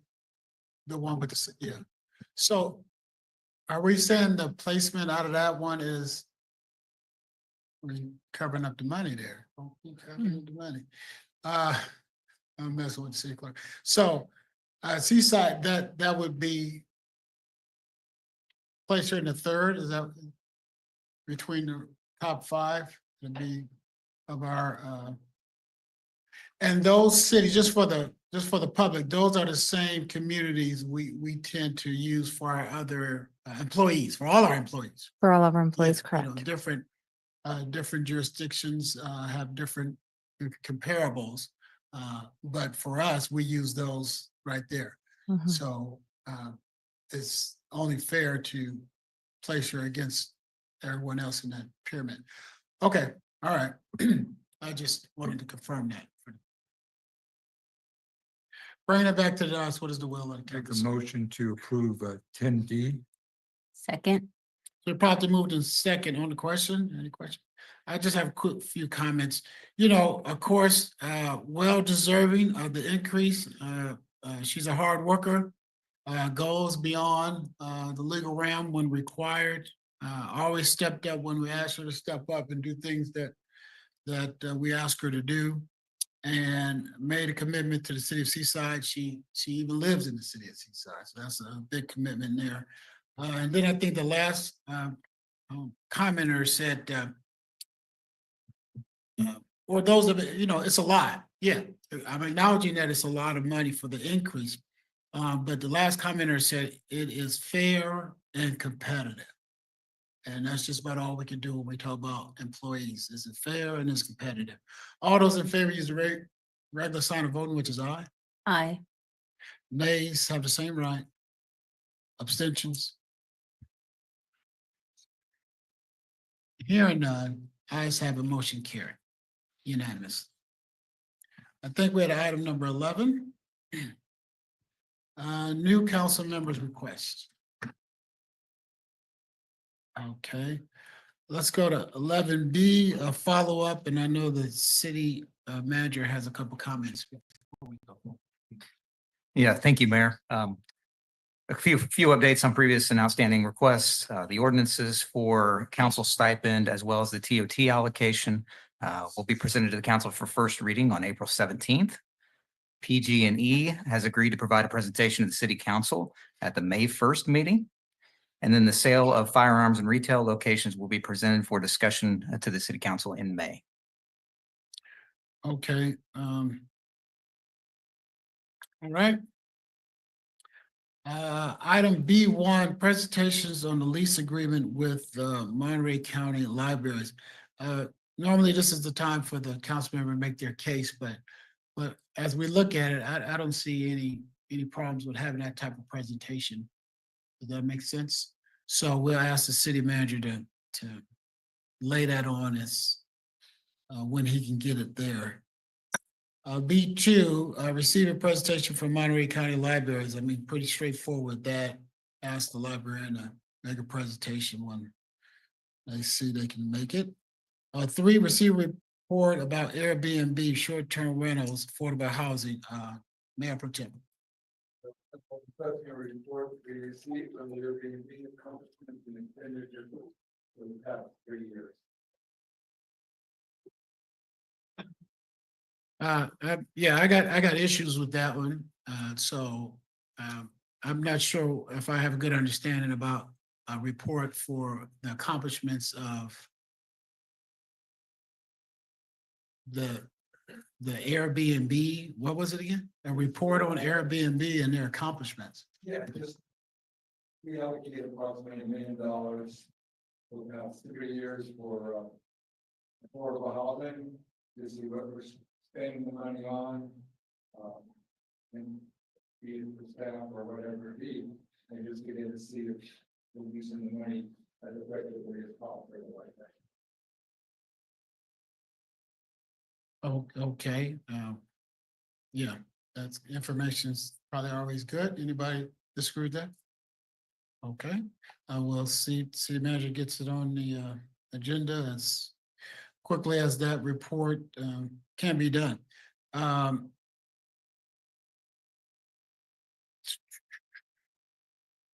Let's go back a little bit. What all do you want in that report again? City manager, do you think you have enough to? I do. Okay, all right. 4, city red curb phasing daylighting plan. Mayor Pro Tem. And requesting staff to provide a phase plan of daylight red curb placement throughout the city and estimated cost. I'm sorry. Let's try this again. I'm requesting staff to provide a phase plan of daylight red curb placement throughout the city and estimated cost. That could be a long-term, 5-year, 10-year, whatever it be plan. The goal is to assist the police department in enforcement of the law and residents' the ability to obey the law for the purposes of traffic safety in our neighborhoods.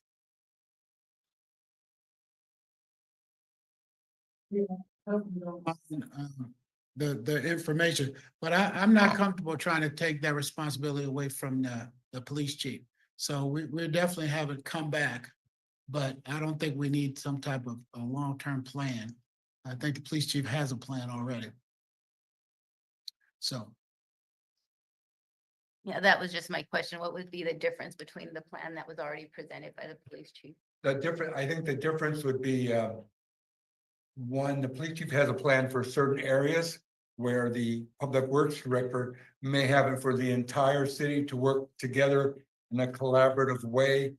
So yeah, no, that's all the residents can be throughout the city be implemented, be a 5-year, 10-year plan, and if it costs with the budget. No, hold on. $5,000 We're not gonna go as far as planning out a 5-year, 10-year plan. We'll put it on the agenda so you can say the same thing, but we're not gonna get them to come up with a plan without even us agreeing to that. So that'll be on the agenda as soon as possible of what that is and what you want them to do. So, City Manager, you have enough to frame that up for agendized item? Yes, Mayor. Okay, all right, because we don't want to get into talking about it without it on the agenda. All right, so let's go to 12, city attorney, city manager, city council, and mayor's comments on reports of committee assignments. City attorney. Thank you, Mr. Mayor, members of the council, members of the public. I was fortunate to have been able to attend the Highland Otis Park cleanup this past weekend. So I didn't do too much, but I did a little bit. I was able to participate on the statewide city attorneys group on the Brown Act committee, where we discuss matters and pending legislation for things involving the Brown Act. all sorts of issues on that. And finally, I was able to attend the Monterey County Chamber of Commerce Annual Dinner and Awards ceremonies. It was a wonderful event, and I even was able to secure a silent auction item. That concludes my report. Wow. City manager. Yeah, thank you, Mayor. Since our last meeting, I've had the honor and privilege of attending several local and regional board and commission meetings, as well as agency events, including the Monterey Peninsula Chamber of Commerce Annual Dinner. I'd also like to extend my sincere appreciation and thanks to the Seaside staff, elected officials, and community members who were able to attend my welcome reception for the new city manager that was held on March 25th at Oldenmeyer. Your support is truly appreciated. Thank you. Councilmember Burks. I've been able to attend the 50th anniversary celebration lunch for Links Incorporated. It was great to see a lot of women coming together as friends and putting their efforts to work to support our community in various ways. There was also a fun little fashion show that went with that. And then I was able to attend our open house to welcome our city manager. It was great to see all of our community members out there and being able to speak to him, as well as everybody in our different departments there to support the new city manager. And I too was able to attend the Monterey Chamber of Commerce annual dinner. Mayor Pro Tem. Thank you. I participated in phosphorus cleanup at Beta Park. The group continues to do an excellent job enhancing our parks and neighborhoods. Attended the farmers market for the past 2 Thursdays. It's going good. I just can't stress enough about resident participation is vital to the success. The vendors are there to ensure for public health, and I think if we can show up, participate, it continues the opportunity for good social and good nutrition. I as well attended the Monterey Peninsula Chamber. It was great to see Sean Adams of Monterey sign a Seaside business owner receiving an award for excellent achievement. Attended the Community Partnership for Youth opening of their peace totem poles and recognition of community partners along with the mayor. There'll be a town hall meeting Monday, April 7th at 6 o'clock at the Embassy Suites. We invite the residents to attend, and our Danny Bakewell Jr. as well as our city manager will be attending. Thank you. Thank you. Yeah, I want to start with the city managers meet and greet. I want to thank the team that put that together. City clerk and the assistant city manager and whoever else worked on the team. I know it was a whole city staff to do. I was very surprised and felt good when I seen all the different departments were there. And then some of them, you know, they enjoyed being there. That's what made it fun for me, because sometimes they are not able to get out and table. And so hopefully that's something we could do again, because I think some citizens would appreciate coming out and meeting our different departments, whether it's HR or finance and planning and all of that type of stuff that normally don't table at these other events. And appreciate the community coming out and welcoming our new city manager. We support him, and we really look forward to the work that he's going to do going into the future.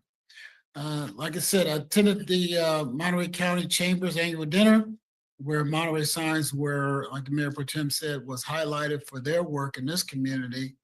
And I think they may have won that before, right? Yeah, I think they're like maybe it's like 4 different organizations that have won it twice. And they were one of them because they do such good work. But one of the other highlights for me was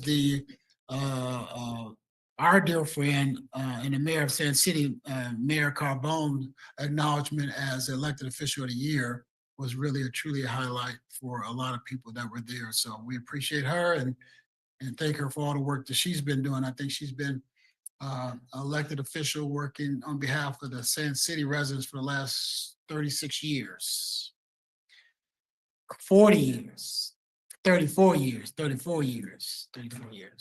I got to check with her to make sure 34 years. 34 is just like 36, right? So, and then attended the 50-year Link ceremony. Is a very well done event. And we want to thank the Links for 50 years of community building in our city of Seaside. And we look for another 50 years from them. Attended the Monterey County Business Council's membership luncheon. Was able to hear the Honorable Speaker Robert Rivas talk about the challenges facing the state of California and the response that the legislature has to the federal government and what's going on with the federal government and what he's doing to fix other problems, the devastation of fires down south, and of course the housing crisis that we're facing. So it was good to hear his plan. I think he has a vision for moving California forward, and we look forward to support him in doing that. Attended the LAFCO meeting, minding my own business. They needed a chair, so they voted me in for a temporary chair. You know, I just couldn't leave, and so I want to thank the commissioners for that. It's only, like I said, temporary. It's only for a good 40 days, so at the next meeting, I think they're pushing me out. So, but I want to thank them for believing in me for that short term, which was kind of like unusual. So we want to thank them for that. Went to TAMC meeting. I think we talked about it earlier, but one of the big discussions were AI light, what is it? Stoplights all along the corridor of 68. There's 9 lights, and the debate was, should we study 4 and then put in the other 5? And luckily, through the leadership of Supervisor Church and other supervisors and more mayors, we convinced staff that it made sense to go ahead and do all 9 instead of waiting some type of pilot. So we want to thank them and TAMC. I'm not sure when they're going to go up, but they should be up fairly soon here in the time frame of transportation. Attended CPY's meet and greet at their building. Want to thank again Sherry Hastings for what she does at CPY and appreciate them, and congratulations on the ownership of their building. Attended the Monterey One Water on behalf of Councilmember Garcia Arizola, and nothing to report there. We just appreciate the work that he does. I attended the discussion as the first vice president of the Monterey Bay Division. I attended a discussion and hosted a discussion as relates to the first 100 days of the Trump administration. And we had our California League of Cities lobbyists there, and National League of Cities lobbyists there, and representative from Congressman Panetta's office, and our state president, Leon Kennedy, talk about what is the response, what's going on with these first 100 days, how do we respond to them, and the CEO from Santa Cruz County, I forgot his name. But it's really about how do you respond to either these grants are not coming through, they're being pulled, or a lot of people in your community being let go as they're working through the federal government. So there's a lot of conversation there. It's a lot of information that we can learn by participating. Attended a Water Master meeting. We had a workshop to discuss for the new members, what is the Water Master Authority, what is the structure, what can we do to stave off seawater intrusion into the Seaside Basin. So we're going to look to study that over the next year and a half. And hopefully part of the fix is working together with other communities to capture more storm water and push it into the basin. All right, that's all I have right now. Let's move to item number 13, which is closed session. I will ask the city attorney to read us into closed session. Thank you, Mr. Mayor, members of the council, members of the public. The council will meet in closed session pursuant to Government Code Section 54957.6 to have a conference with labor negotiators. Agency negotiators Greg McDaniel and Samantha Sacrani. Employee organizations are the Seaside Police Officers Association, the Firefighters Association, the Public Safety Managers Association, the Seaside City Employees Association, the Seaside Managers Employee Association, the non-represented, non-exempt, confidential employees, non-represented, exempt, confidential employees, the executive employees, unclassified exempt employees, and the unclassified non-exempt employees. They also will have a conference with real property negotiators pursuant to Government Code Section 54956.8 on the property commonly referred to as Campus Town. Agency negotiators are the city manager et al. Negotiating parties are the KB Bakewell, Seaside Venture et al., and the city of Seaside under negotiation, price, terms of payment, or both. The last item on the closed session agenda is to have a conference with legal counsel pursuant to Government Code Section 54956.9 D2. There will be no need to have that item on two matters of potential litigation. So no discussion on that item tonight. And that for the purposes of the public, I don't expect there to be any action taken that would require a report out. That concludes my read-in. Thank you so much. Public comment is open on our closed session items. Members of the public in the chamber, please approach the podium. Members of the public on Zoom, please use the raise your hand feature or dial *9 if you're calling from a phone. Good evening, Mayor and City Council. I want to speak to item number B on the property negotiation. Fort Ord is the worst of the worst, a national priorities list Superfund site. I hardly ever hear that mentioned by anyone locally, that very dangerous risks to the public health. Hazards that have been covered in the New York Times by the Associated Press recently, as well as independent experts. The only viable path forward for Seaside is a full accounting and investigation of the facts, finding the gaps in knowledge and demanding answers, and then holding the polluters, the United States government, responsible for making Seaside and this entire community whole, if that's possible. The city is responsible for protecting public health. There must be no threat to public health from development there, but there are known documented hazards at that site. They include a well with carbon tetrachloride levels 360 times the California state action limit. That means groundwater contamination in this area and a toxic plume under the proposed campus town. Also, in vapor intrusion into the buildings. Secondly, soils at the main Garrison Fire Station have exceedingly high levels of PFOS, about 3,000 parts per billion, 5 inches below the surface. PFOS is a carcinogen. It can attach to soil and become airborne, getting into people's lungs and into their homes. Construction activities, including excavation, put workers at risk, as well as the public. This becomes everyone's problem. These are just a few examples of the dangers at that site. The liability issues seem extraordinary. Please take a much deeper look at this before proceeding further. The hazards and the public's trust to you require it. Thank you. Members of the public in the chamber, please approach the podium. Members of the public on Zoom, please use the raise your hand feature or dial *9 if you're calling from a phone.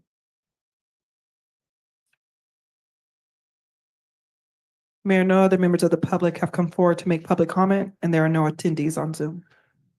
Public comment on our closed session items remains open.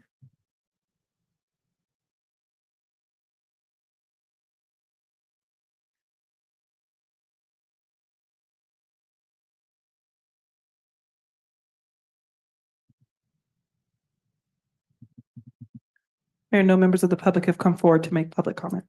Thank you so much. Public comment on our closed session items is closed. We will move into closed session.